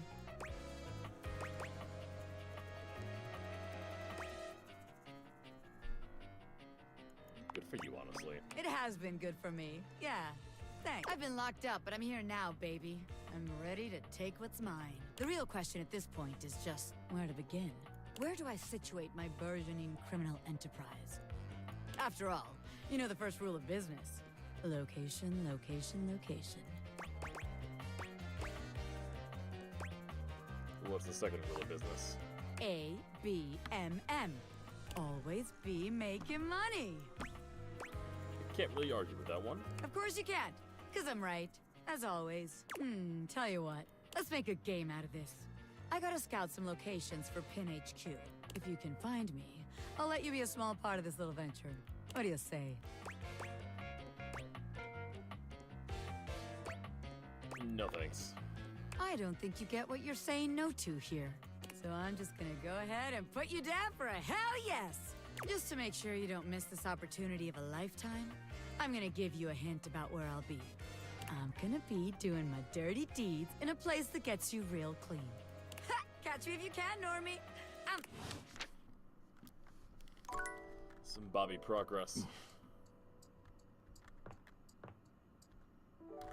Alright.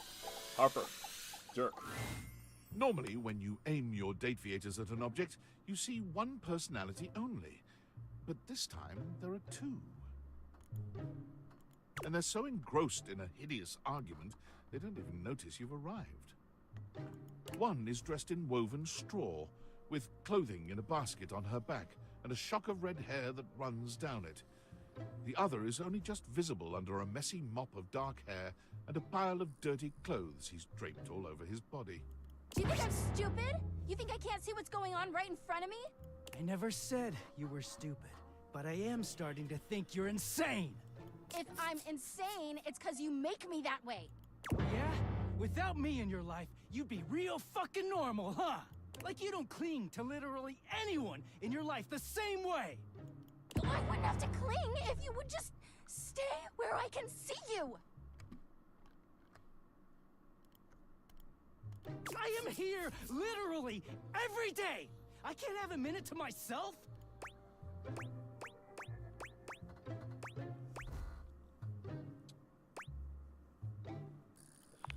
bedtime. Both of them whirl around to face you, their expressions changing immediately.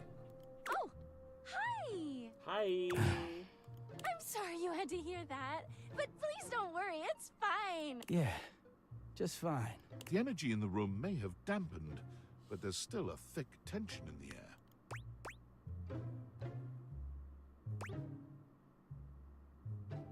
Don't stop on my account. Oh, don't worry, we didn't. We're really fine. Oh dear, we haven't even introduced ourselves. Though, Durkee and I know you well. Please don't call me that in front of other people. You're so cute when you get assertive, Durkee. Anyway, I'm Harper, and I'm your laundry hamper.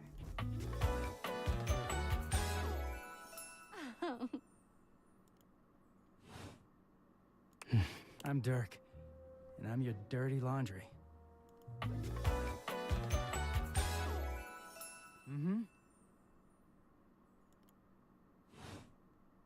He is a very dirty boy, isn't he? Harper. Harper stomps on Dirk's foot, beaming all the while. Dirk grunts, but says nothing. Anyway, You could sound a little happier when introducing us, Durkee. do I not seem happy? He looks at you, stone-faced. Every minute with Harper is a non-stop party. Harper's smile grows strained. Well, someone around here's gotta try to put a happy face on things. Durkee broods all the time like he's fucking Batman.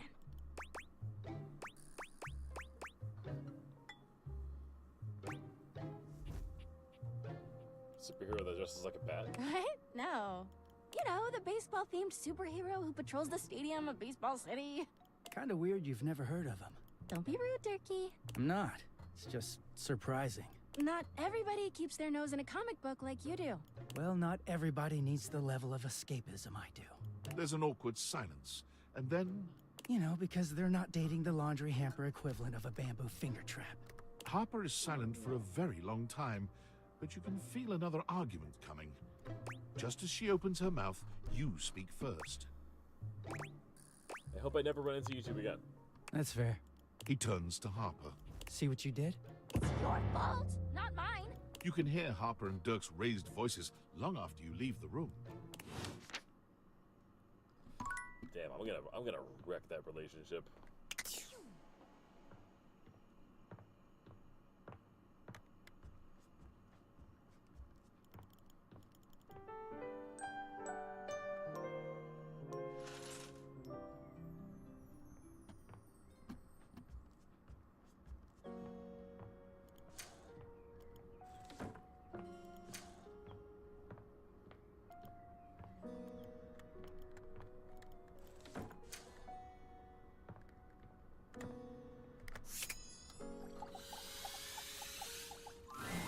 Oh, good! You're here. I'm excited. I'm expressive. Everyone's ready to go to the zoo. Zoo? Don't worry about it. I've been thinking, and here I believe is the best way to organize our efforts. Creativity is for naught without some solid logistics. I know how I'd like to start my book. I've got this fantastic detective character named Wen that I've been working on for a while, and he's going to be our hero. What I need from you, though, is help with creating an outline. If you will, help me to create a framework. And then, once we have that, I will take it and go into my secret writer's cubby and create the entirety of the book. Which I can absolutely do in a night. And believe you me, it will be perfection. But the outline, that's the hard part for me. Will you help? Does that sound doable? Tell me a little more about this detective. Can you really write a book in a night? I don't see why not. I've never done it before, but really, with your help, how hard can it be? How hard could it be? Oh, but let me tell you about Wen before we jump in. Yes. Detective Xander Wen. He is a hard-boiled detective living in the big city of Sprawlsville, and he is a magnet for crimes. Which works out just fine, because he's also a genius at solving them. Now, just to be clear with you, I haven't fully settled on writing a hard-boiled crime drama to go with my hard-boiled detective. The way I see it, Detective Wen is capable of getting himself into and out of almost any kind of trouble imaginable. I suppose this is why I've been having so much trouble writing this on my own. Xander Wen could do just about anything. I'm asking you to help me create his first story from infinite possibilities. I feel like a manipulator even more than during the Love Run. I mean... Well, shall get started? Yeah, fair assessment. Hell yes. Actually, I've got a couple things to take care of first, but I'll come right back. Sounds just fine, just fine. I'll come up with some more ideas to throw at you.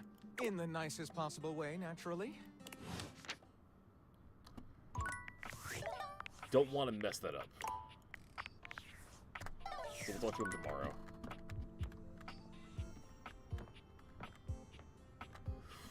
Let's move on to...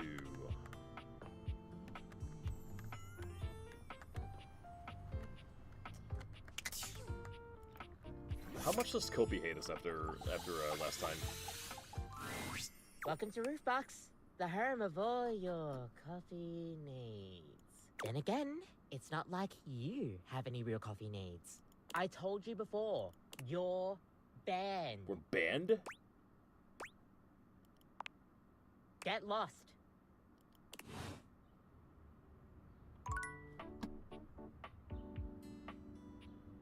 Wow.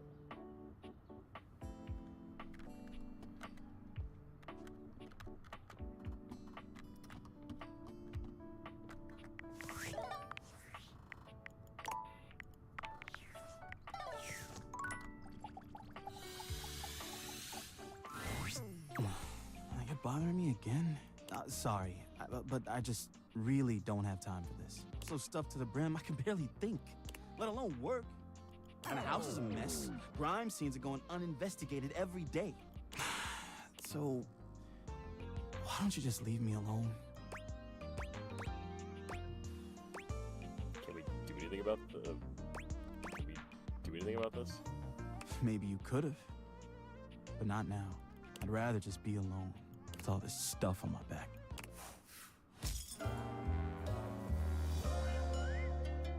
You suck. Damn.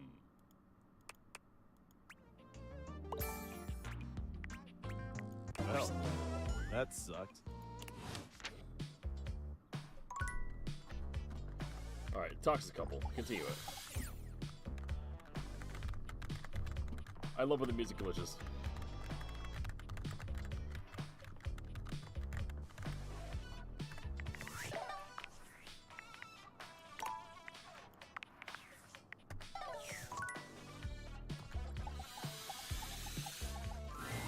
Once again, Harper and Dirk are going at it when you walk up on them. This time, Dirk is the one shouting. You need to let go of this stupid Chappie thing. I'm not him, and I never will be. Don't you dare say his name. You could never be him. I envy him, to tell you the truth. He finally escaped from you. Harper is stunned into silence, her lower lip quivering for a moment before she points a finger at the door and screams. Get out! Get out and go do whatever it is you do when you're living your double fucking life! I can't wait to get out of here and not hear your shrill-ass voice! That's what I do when I'm away from you, by the way. I just enjoy the goddamn silence! Go enjoy your goddamn silence then, you fucking asshole! I will! Dirk stomps away from Harper, stopping for a moment to look at you. He puts a hand on your shoulder, leaning in but still speaking loudly enough for Harper to hear. Get away while you can, buddy. Don't let her get her claws into you. Trust me on this. He walks away, flinching as Harper lets out a frustrated scream. So awkward. The moment he's gone, Harper exhales, turning on a bright smile for you. I'm so sorry you had to hear that. Dirky just gets so grumpy sometimes.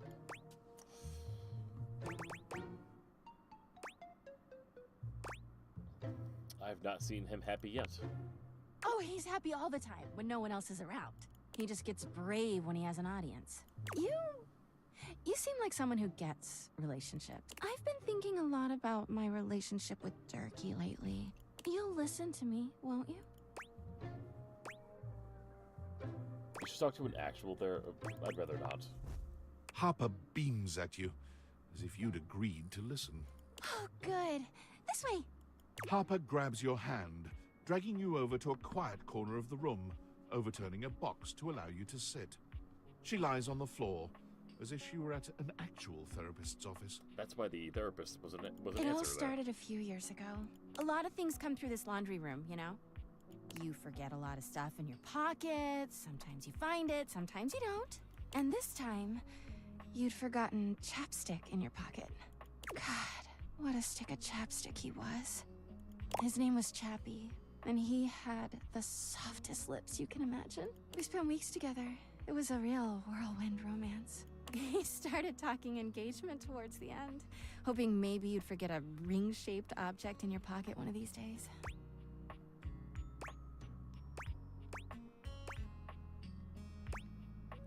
Sorry, but the only rings in my pockets were candy rings or onion rings. Don't remind me. That time I found an onion ring in your jeans pocket. God! Chappie had crawled back into the pocket of one of your pants. He liked the dark. It made him feel safe. Harper sniffles, growing silent for a moment. When she speaks, her voice is filled with emotion. And then you...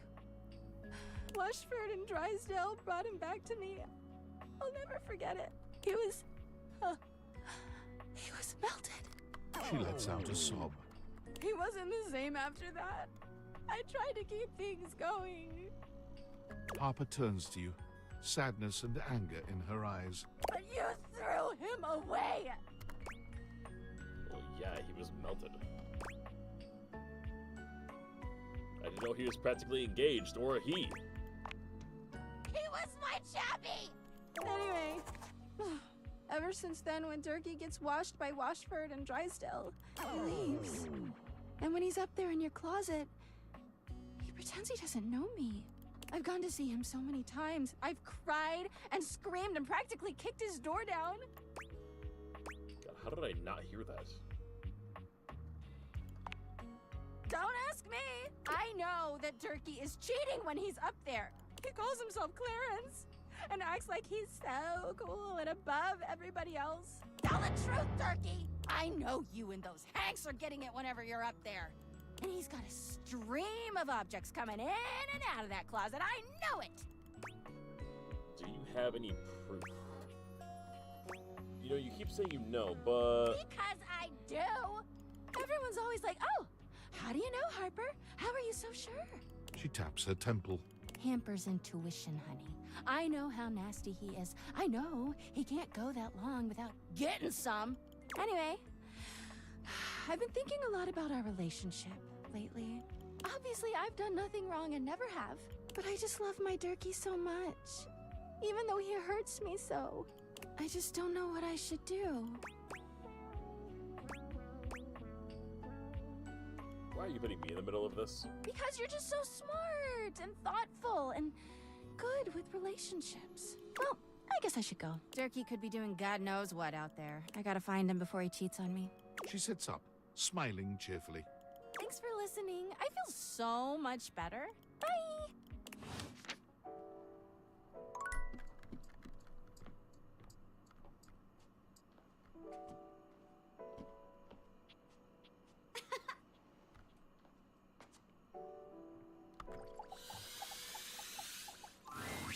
All's well here, amigo. Thought it'd be nice if I could get Rainey to play me a little country music. In the mood for a good tune? Okay, just checking in on you. Nothing to complain about here otherwise.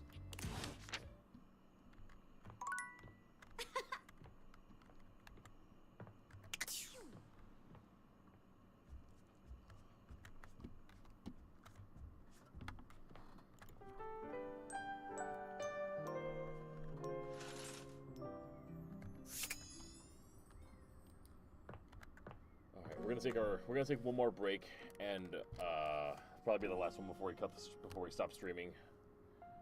Be back in like 5 minutes, and we'll finish another day or two of dating.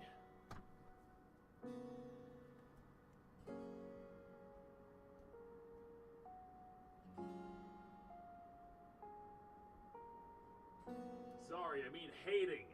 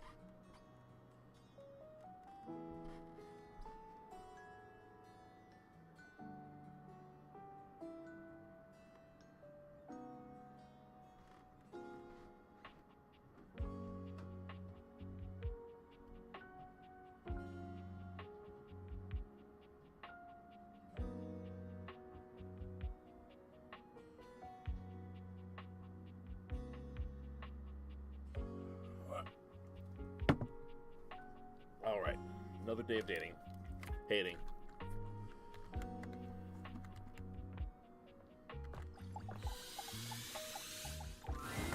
You walk into what you thought was your breaker box, but as the dark door swings open, you realize you're somewhere entirely more stimulating. A classic speakeasy club welcomes you in. The low electric lights glow warmly. Live music drifts languidly from a sumptuous velvet red stage and envelops the audience in a pleasurable haze of pure vibe. I just got a random $15 tip from my job. Just now.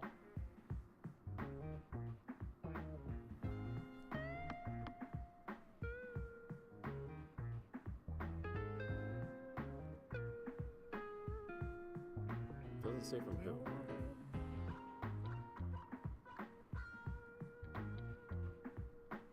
Alright, cool. The gentle clink of cocktails in glasses rises from a wood bar to the left of you, and then a gentleman with a languid, easy air to him approaches you. Well now, what a delightful surprise. A brand new patron. I live here, actually.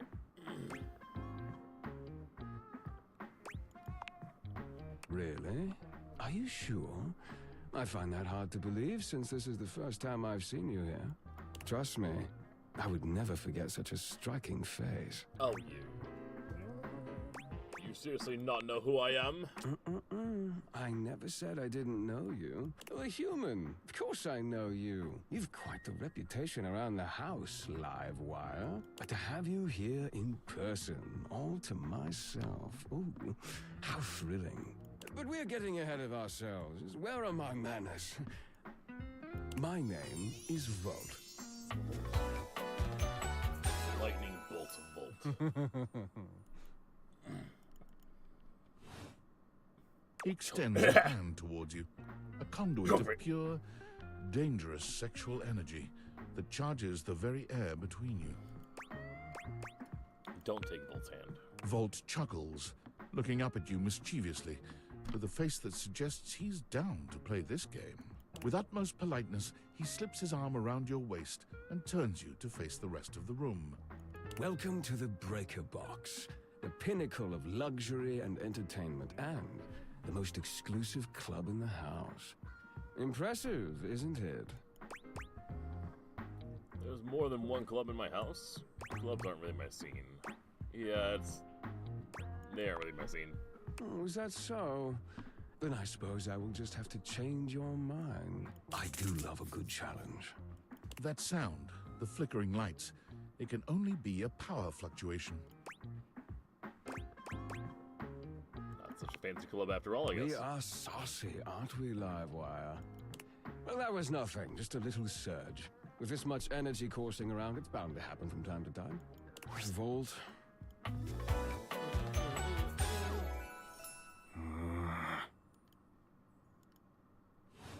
Eddie, bye-bye. This newcomer looks exhausted, frustrated, and annoyed. His sleeves are rolled to the elbow, revealing calloused and bruised hands that he wipes on a rag. Eddie! Just in time to meet our guest. The human? What are they doing here? I'd imagine if we don't poison the mood, they'll be joining us for the headliner show. Joining us for tonight's show, I hope? Pretty sure I didn't say anything like that. Ah, but you didn't have to. I can tell you're looking for the kind of thrilling evening only the Breaker Box can provide. Right. Well, have fun with that. I finished the patch, I'm clocking out. Not my best work, but it'll hold for the show. Ah, I see. And you're sure you're feeling all right? I'm fine. Just don't overdo it. Eddie turns and trudges away, focusing on the rag in his hands.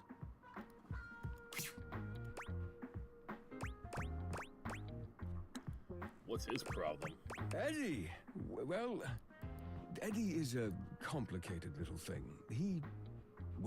His human skills leave something to be desired. Best to simply give him some space. Back to the matter at hand. Tonight's show! Shall I set you up at one of our VIP tables? Sure don't need to check on Eddie? Oh, that's very thoughtful of you, but I assure you what Eddie really needs is space. I'm not convinced. Maybe I should go check on him. I insist that you don't. Before you can even take a step away, Volt grabs your arm, his grip tighter than expected. A fire flashes in his eyes for a second, then it's gone and his grip loosens, the friendly mask returning. Well, not now, at least. It would be a shame for you to miss the show after all the hard work that went into it. And Eddie would feel dreadful.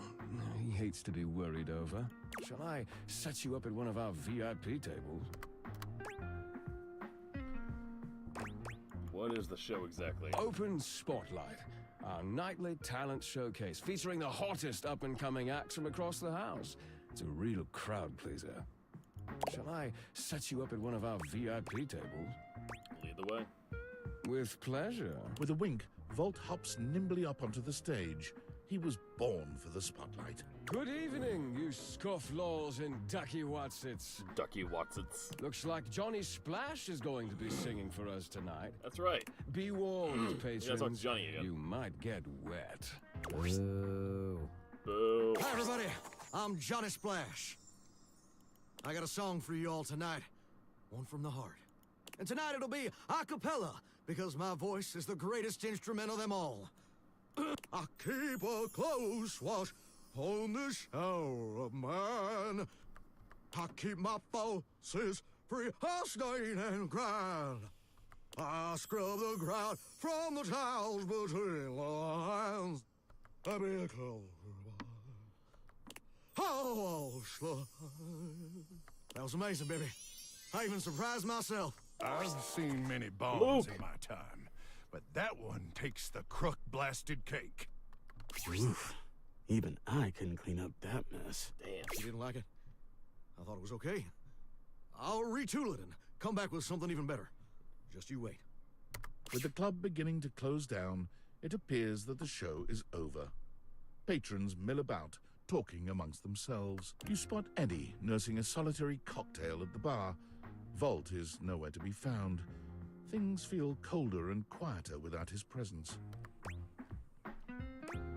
Speak with Eddie. Show's over. Club's closed.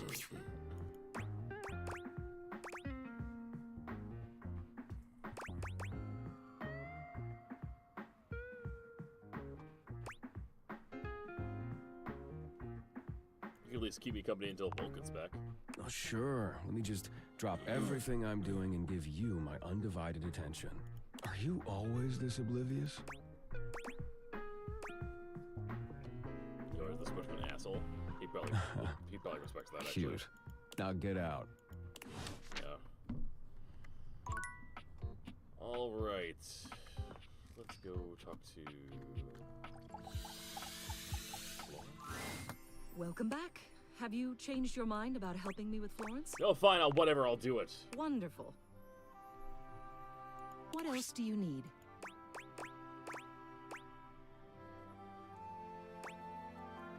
Go back to Florence's office. Hello again. I trust your meeting with the mayor went well? Yep. Wonderful. Anything else I can help you with while you're here? gonna see if we can get him to hate us before we do any of the killing, you know.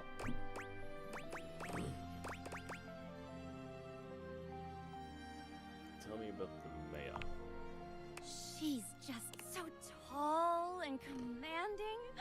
What I wouldn't give to be able to deal with people the way that she does. Some people think the mayor's cold-hearted, but I'll tell you what, there isn't a sweeter structure this side of the HOA. Isn't she, though? Florence puts her hands to her cheeks and sighs wistfully, her lashes fluttering. That vaulted figure, her impeccable fashion sense. She really has it all, doesn't she? It's no wonder she's the mayor. She has my vote any day. Anything else I can help you with while you're here? Whoa. We're already at this point. But that wouldn't work out, would it? How do I get you to hate me?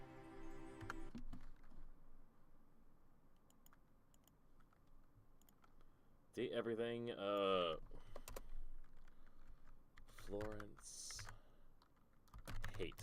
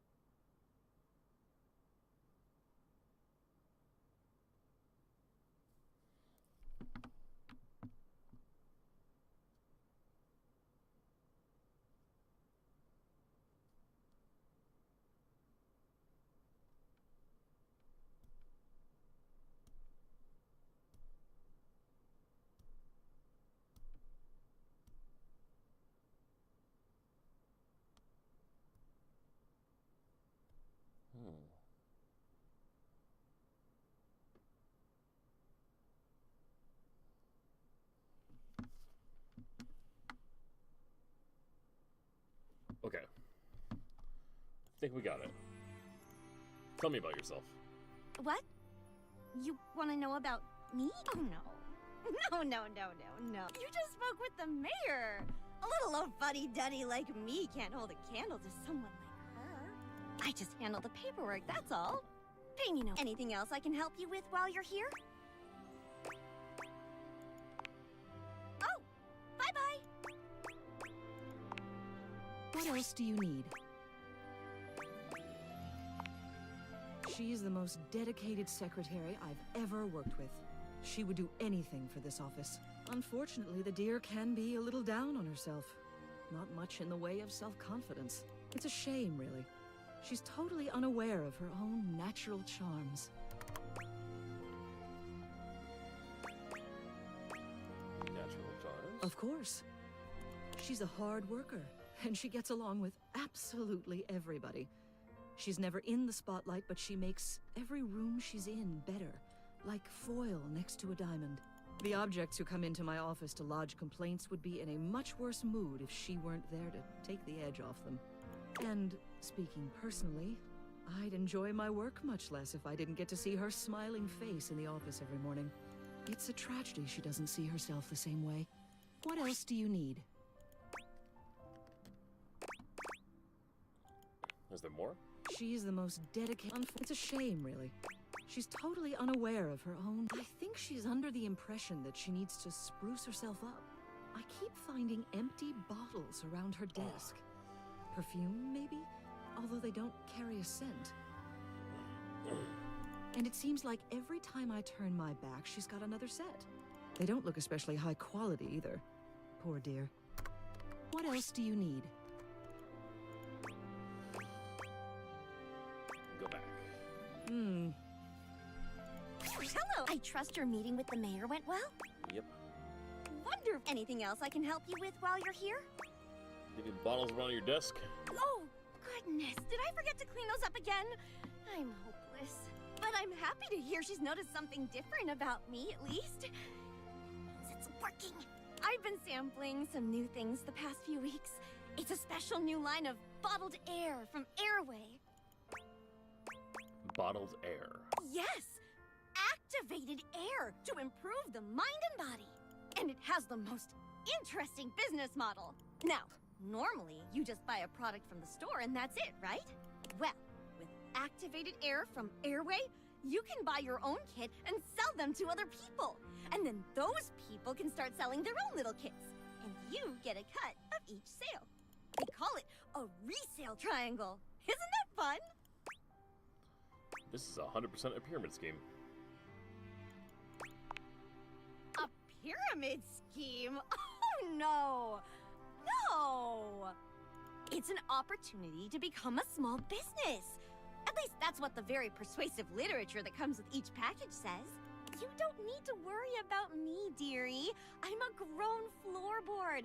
I think I know a pyramid scheme when I see one. She's a grown floorboard. Besides, this is a resale triangle. By the way, I don't suppose you could see your way to dropping a few more coins on me, could you? All these bottles are really starting to eat into my finances.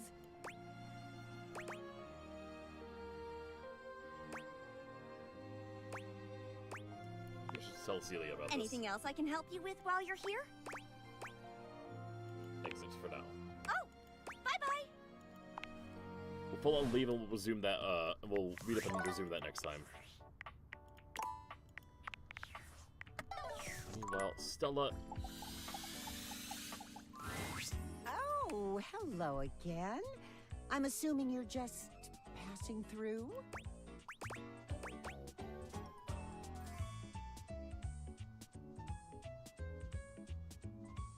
Not here for the scam, just to check I in. know. I appreciate it. It's going about as well as you'd expect. Well, as you can see, business is hardly booming. Of course, it'd be ridiculous to expect success so quickly, wouldn't it? Success is a long man's game. Or a long game? Or was it a man's game? I'll have to check the booklet, but I doubt either of those things are likely to hurt your chances. Oh, maybe I should get some high heels. People always like long people, tall people. I never was all that tall. Not really a thing you can change. Your Not without stairs. money, at least. Maybe I should get some heels. Step ladders, I guess. We're stepping Maybe stairs. that's what I need.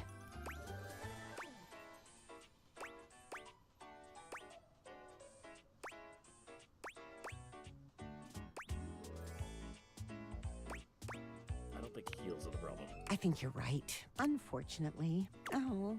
Stella sighs, her shoulders slumping. Do you think I'm making a mistake, dearie?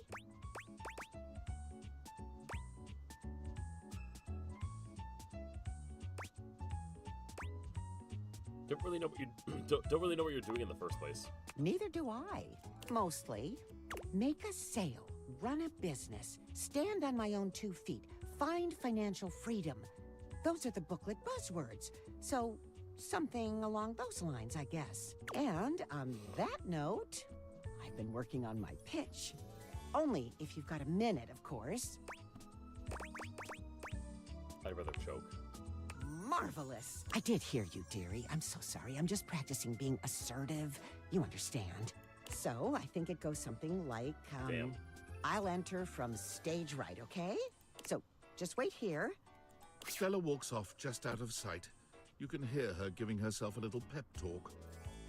Okay, Stella, time to step up. Ready? You know, I really ought to go. Huzzah! Okay, I'm coming in 3, 2, 1, and action! Oh my, this is tricky, isn't it? Jeremy is very good at this. Makes it look much easier.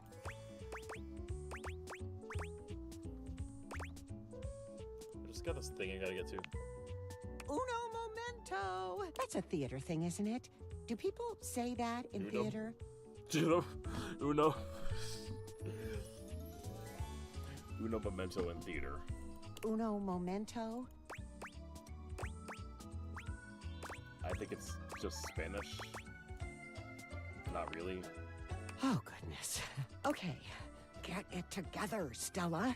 3, 2, 1, action! Stella walks back into view, slow and steady, and acting as though she doesn't see you at all. Oh, I didn't see you there. Hello, dearie.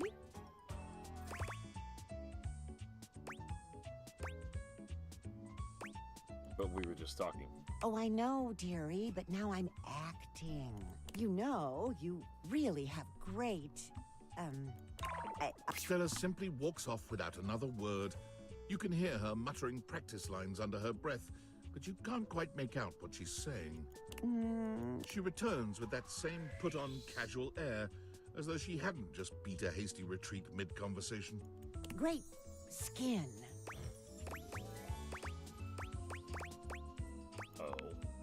Oh, more like whoa. Yes, such a wonderful glow. But you know what could make that great skin even greater?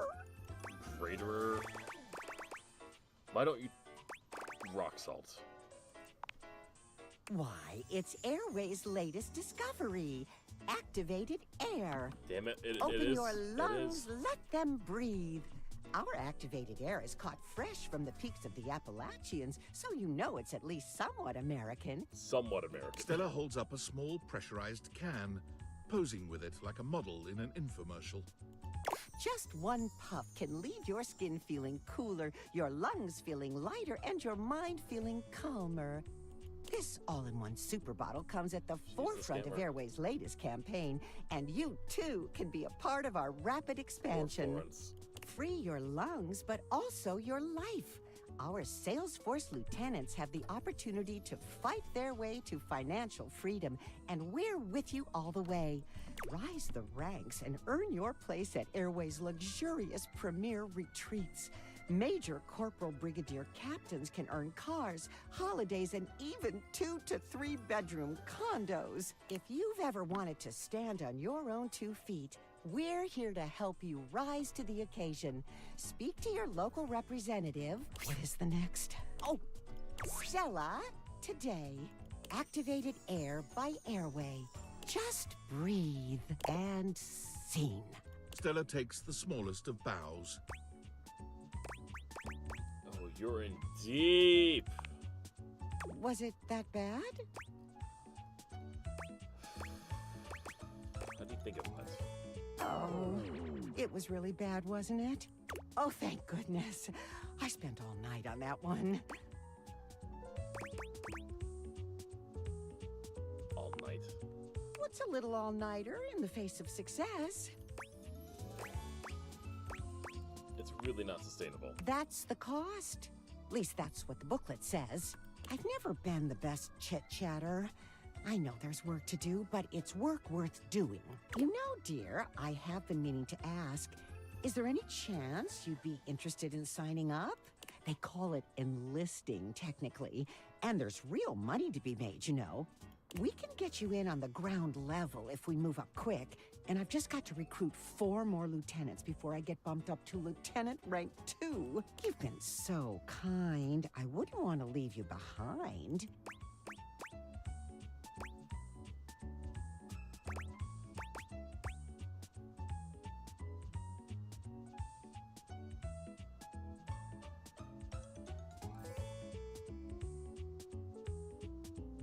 You should do the super too. I don't think she'd like that one.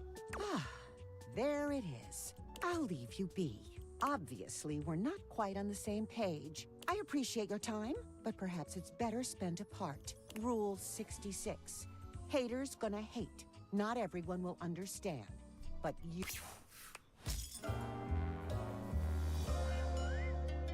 Shows what you know.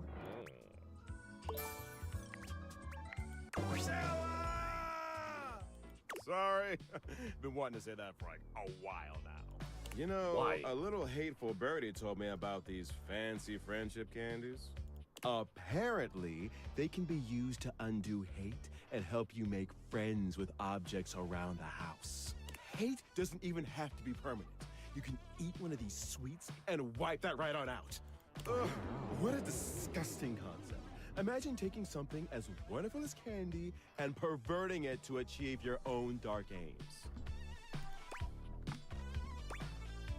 Is friendship really a dark game? God, that's disgusting. Doesn't everyone deserve a second chance? Who needs a second chance when you've gotten it right the first time? Now listen here. You've got a promising future with hate, so I'm gonna give you a free pass here.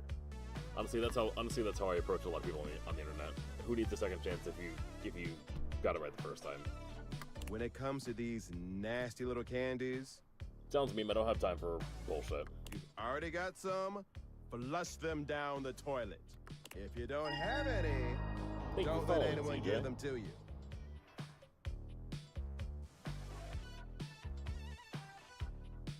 I won't ask. Just don't let some gross little candies ruin the hate you've worked so hard to achieve. All right? I'll bite. Yes. Last time the concept of a wedgie has ever been done at all in my life was probably when I was a kid. And remember, keep it hateful.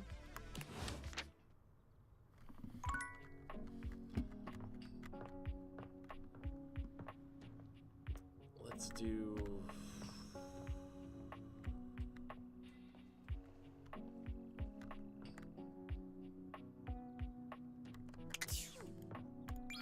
Rainy. Not Rainy, River. When you come across River again, she's got company. A glamorous companion in an equally glamorous bathrobe and that effortless sort of wet hair look. Bathsheba. She's coming in. You hear River call her Bathsheba. Yep. She appears to be your bathtub. I've done that. Little brothers, sisters, and nephews and cousins. If you're going going to school project in that,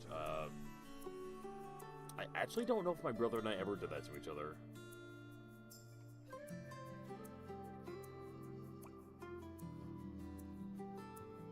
I know it's happened, but I don't think he and I ever did it to each other. Come on, girl. It's just the two of us. You don't have to play coy. You can't be all over this house and not have some good gossip. I don't. That's not really... Come on. You can tell your girl, Sheba. You know I won't tell. River's eyes dart to you suddenly, and you're not sure whether she's angry or relieved. Oh, hello. We'll have to get acquainted another time, but...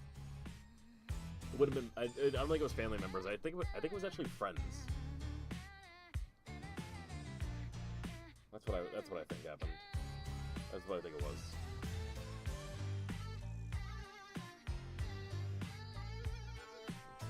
Well, maybe if you won't talk to me, you'll talk to them. Bad time? Did I come at a bad time? Yes. No, not at all. Come here. Bathsheba throws her arm around River, pulling her closer. You can see River's cheeks flushing. Steam rises from her skin in a light mist. It's sort of adorable. Look, since we've got a new friend here with us, I'll let you choose. Our friend River here likes to pretend she's above things like gossip and opinions. And I know that's not true. Why, just the other day, I caught her rolling her eyes at Prissy. How often does she see Prissy? Well, that was just... And the other day, when Jean-Loup was working on a song, I know I heard her laughing. I wasn't. And every time you leave Winifred, she's got you all steamed up. Doesn't sound great. Don't ask me about her. Don't sweat it, Riv. Oh, just one little cup of tea. Your friend's choice. That's fair, isn't it? River looks as if, to her, this is the farthest thing from fair, but she knows there's no wriggling out of it now. Fine.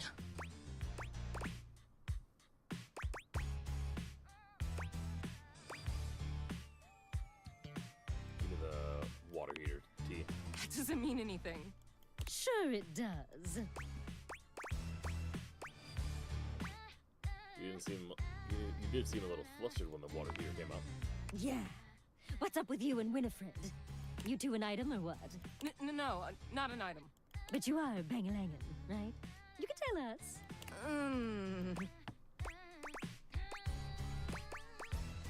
She must be. Why else is she so embarrassed? There are a lot of reasons to be embarrassed when someone corners you and asks you about private things. But that's not what we're doing. It's just a little friendly gossip. Oh, Lighten up. River is positively boiling, but somehow she doesn't explode. She just takes a quiet breath, exhaling and centering herself. Just one question before I go. What do you think is my best state? Oh, well, you're just so pretty all the time. But you know, you're so fun when you're liquid. After all, who doesn't love a good bath? I see. River leaves without another word, not bothering to say goodbye to you or Bathsheba. Whoa, hey! What did I do wrong? Wait up, Riv! Damn. That ended fast.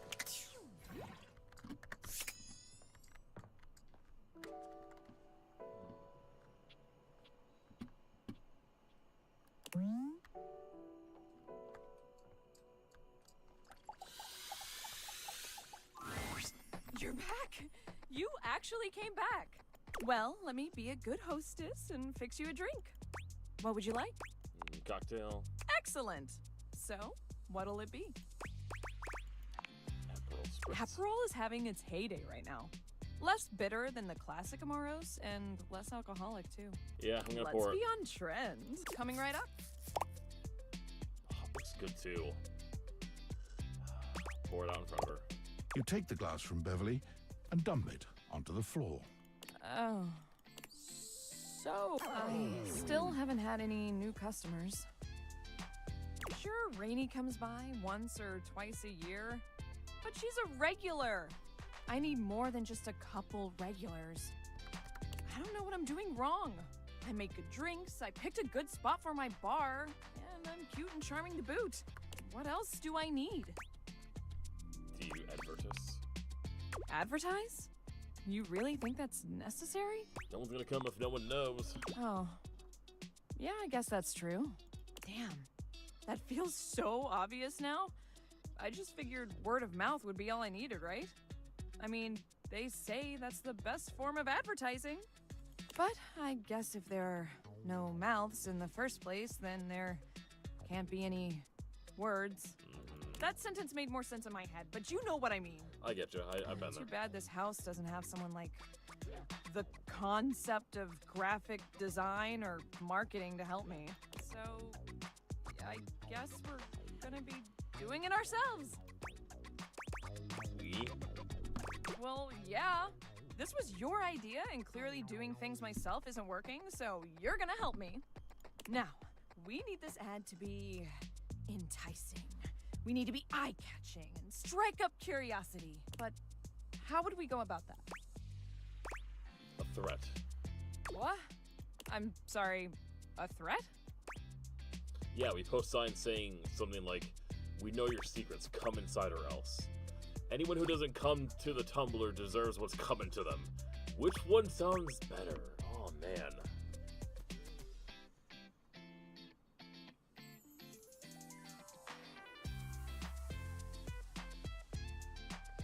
I think deserves what's coming to them is what will end to was what will lead to the hate ending. This one I feel like will bring people in inadvertently, and she has the personality to turn any bad situation around, I think. I love it. It's so crazy, it just might work. I'll get to work on the ad right away. Do you think Freddy Yeti would let me hang some signs on him? I'll figure that out later. For now, shoot, you're in my creative space. I'm gonna, that's the difficult thing about this game. Like what you're saying, these characters are so fucking unhinged, I have no idea if I'm doing things right or wrong.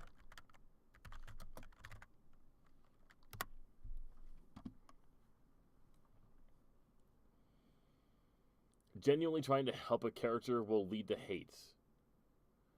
Oh no, that's just a general statement.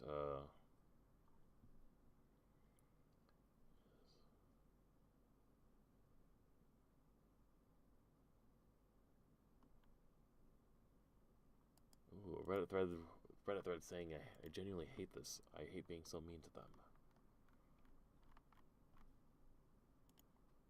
What did you do? How did you get it? How did you get it? How did you get it? How did you get it?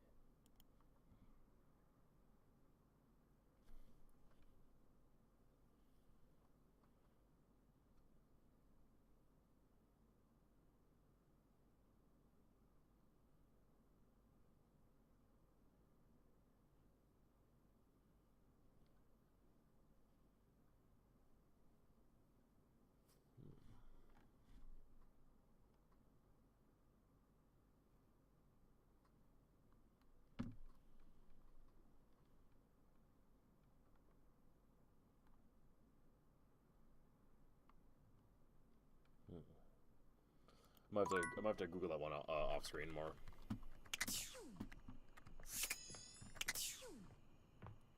Spend more time working on that.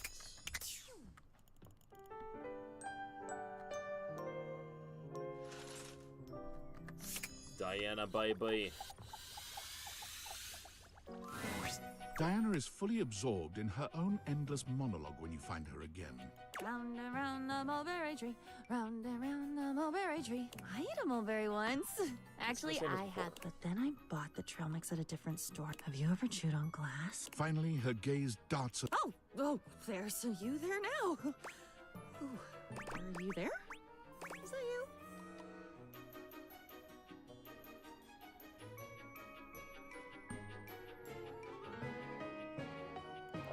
Good gibberish. Good gibberish. Gibber, gibber on the jib. Where the hang people? 'Twas a good hanging. I missed a good hanging, chum. The fella's feet twitched for a full ton of the clock. Ha! Or I'm a blown fool. Not what I expected. You sound like a pirate story I read once. It's my pleasure to bring a smile to your face. At least I think it is. Who cares in the end? Everything fades and changes. Except for me. I don't get to change. I'm eternal. I'm not even a me. I'm just a collection of words and mess swirling around. I am lonely again. I guess it's weird. Weird you came back. If you're even really here, which I still don't buy. Do you really want more? Consider yourself warned. Can you still bail? Bail. Bail. Hey, Bales. I hooked those ones. Stupid pants were covered, but that's what I get for being too much of a coward to wear jeans. But yeah, get out. Get out into the world. Get up on that carousel. Ride those ponies. Yeah! I don't like carousels. I can't stand going around and round and round and round and round and round. Oh, stupid circles. I'm dizzy already. The music never stops. Go riding. I'm sure I'll hear all about it one day when you have a minute. Navel-gazing prick. Yeesh.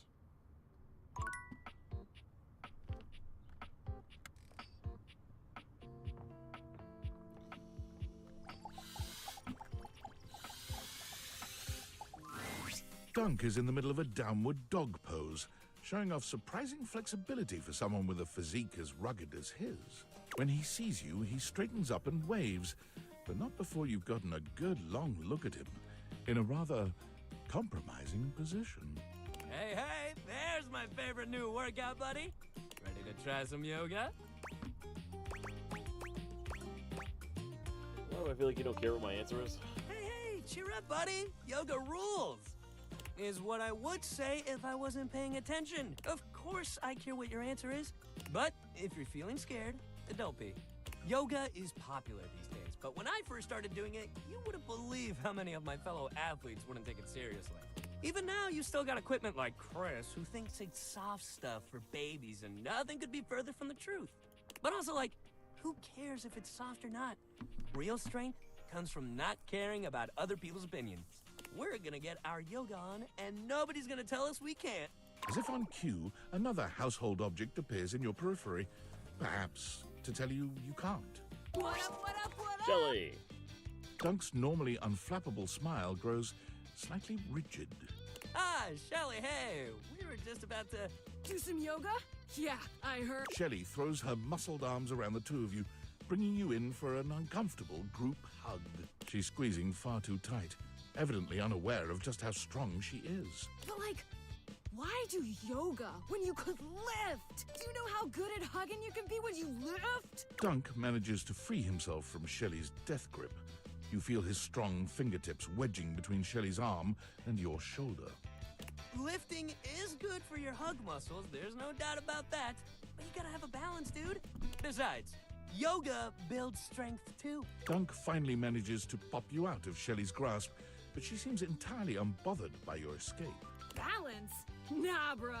You gotta grab life by the screws. You don't want our good pal here to miss out on the best in life because they were too busy bending over and staring at the floor. Shelly, my dude, respectfully, Life ain't all about lifting. Shelley's mouth drops open, as though Dunk has just said something absolutely unthinkable. It might be a good time to intervene.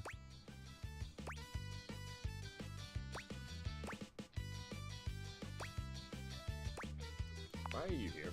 I told ya! I gotta make sure you're committing yourself to being the best you can be. For everybody else. You gotta get strong for everyone else in your life. Shelley, come on. Lifting is great, but it's just part of the routine. How can you say that? How else are you gonna lift your friends up and carry all their burdens and make them a part of you until you push them away or you collapse under the strain of it all? Why, that's no way to live at all. Look, we all got our priorities. It's great that you want to do that for your friends. But what kind of world would this be if we all did Shelley's job? I'm not sure. This seems to break something in Shelley. She wanders away, muttering to herself. What if everyone did Shelley's job? So many muscles. Dunk exhales, placing his hands on his hips as he takes a moment to recenter himself. Calm. Okay, yoga time.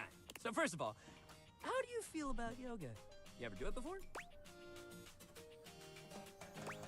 Not buying whatever you're selling, dude. Dunk looks truly pained. I'm not selling anything, buddy. I don't even make any money off this.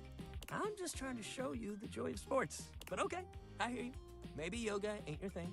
Maybe what you really need is the traditional sports experience. Next time you come here, just meet me by the sports equipment and we'll pick something nice for you. See you next time. Tomorrow's another day.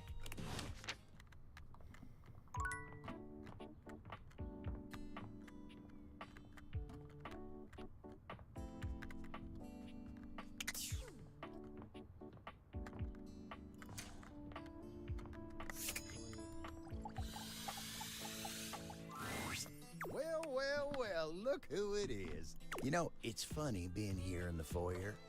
I got the best seat in the house to keep an eye on everybody's comings and goings. But you ain't left the house in so dang long. Seems like I only see you here when it's time to pick up a package.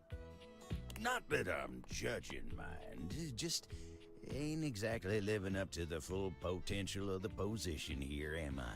But hey, I do my job no matter the circumstances. So don't you worry about me. Now then, I'm sure you got something on your mind. What can I do you for? All's well here in the foyer, amigo. Would be nice if more folks came over. I'd love to see more of them coming through here. Oh, but don't you worry about that. Just keep doing what you're doing.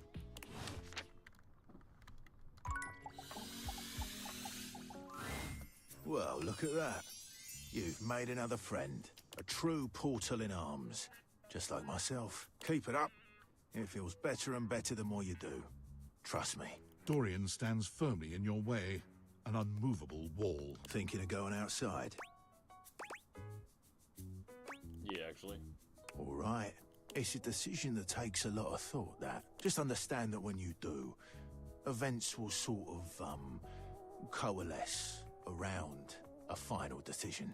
Think of it as making an irrevocable choice. Pretty dramatic.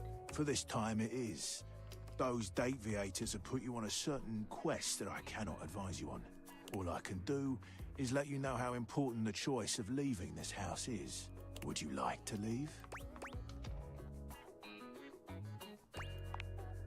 We'd love to have you. I open up when you tell me to. It's you who needs to make the decision about whether you're really ready to go out there. After all, you're the only one who knows the reason behind why you tend to stay inside these days.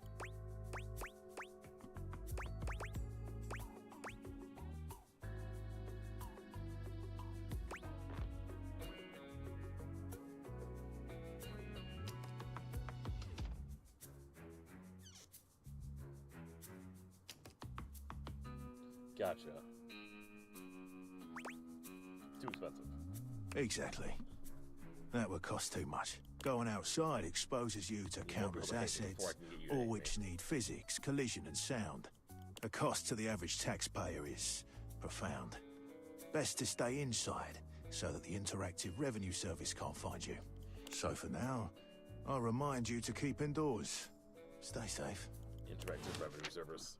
Not the IRS.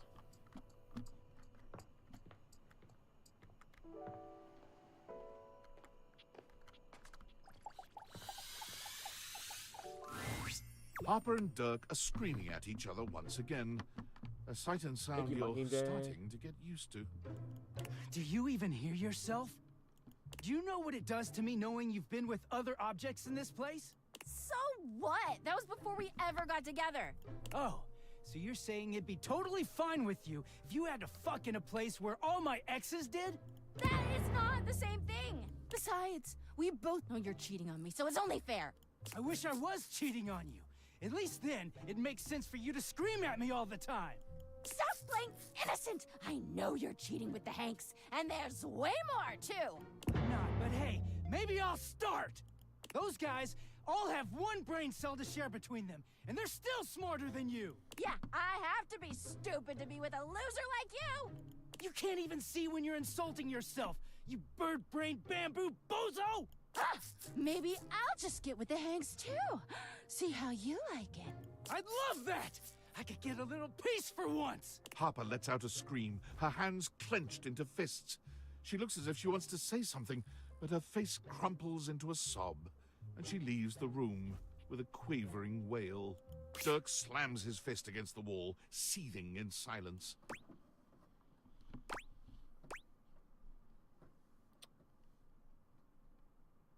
That's what happens when you cheat. Oh, I bet Harper told you all about the imaginary sex I'm having. None of what she says is true. She lost one boyfriend once to shit that was outside my control. Nothing to do with me. She doesn't say it, but I was there when Chappie got washed. We weren't together back then, but I'm positive she blames me for it. Like I could have fucking done anything about it.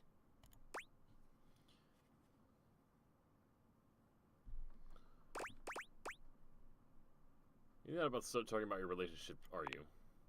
I wasn't, but since you mentioned it... Dirk leans against the wall, folding his arms over his chest. I wish those two happiness and whatever, but I knew it wasn't gonna last forever. Nothing that goes through Harper stays with her. Eventually you come along and take things back to their rightful place. Or they go through the laundry, and with the exception of Monique, most never come back. But no. She acted like they were so in love and just built to last.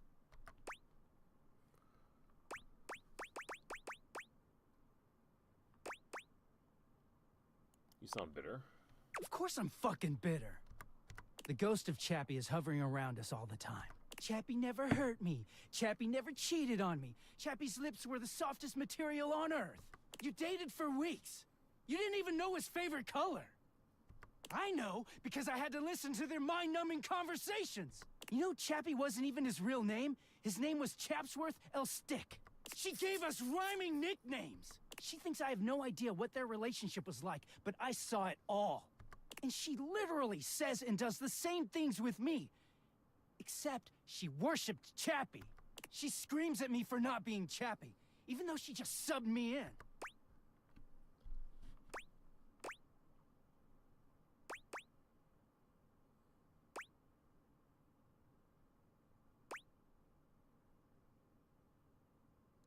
What's this about you cheating with the Hanks? Don't tell me you believe her lies. I don't do anything to her, so she has to make things up to get back at me.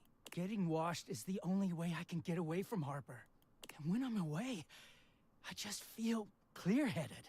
I always take her back because I don't know how to quit her. When I'm, you know, like this. She starts in on all that dirty shit. I don't know, I just don't have it in me to make her sad.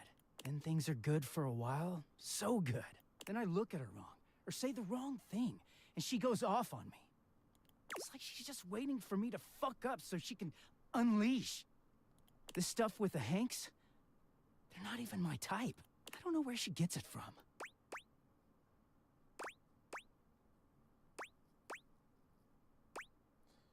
If she's going to accuse you, maybe you should cheat on her. Ew, what? Why the hell would I do that? If I wanted someone else, I'd leave her. But I don't really... Well, I don't know. I just know I don't want to do that. Dirk looks thoughtful, gazing out at something you can't see. I think it started with my mom, you know? She was this giant, gorgeous loom. Not one of those corporate stitching machines. She smelled like cherry wood. Expansive, open, and free. If there's one reason I have quality seams, it's because of her.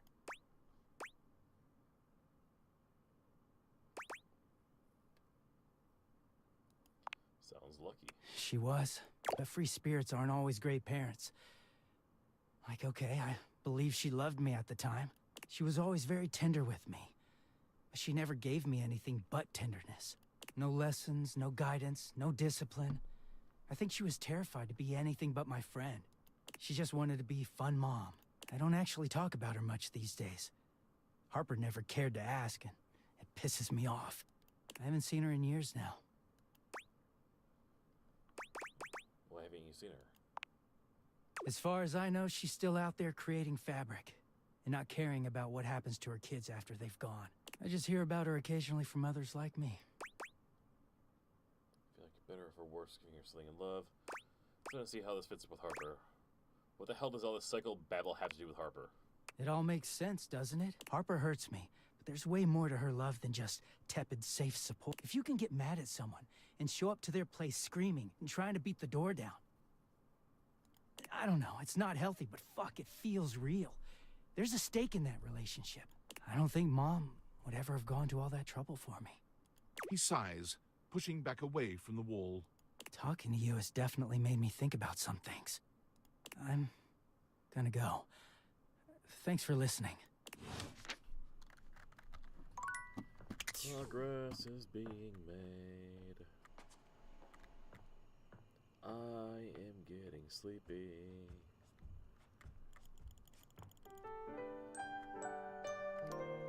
How many people hate me?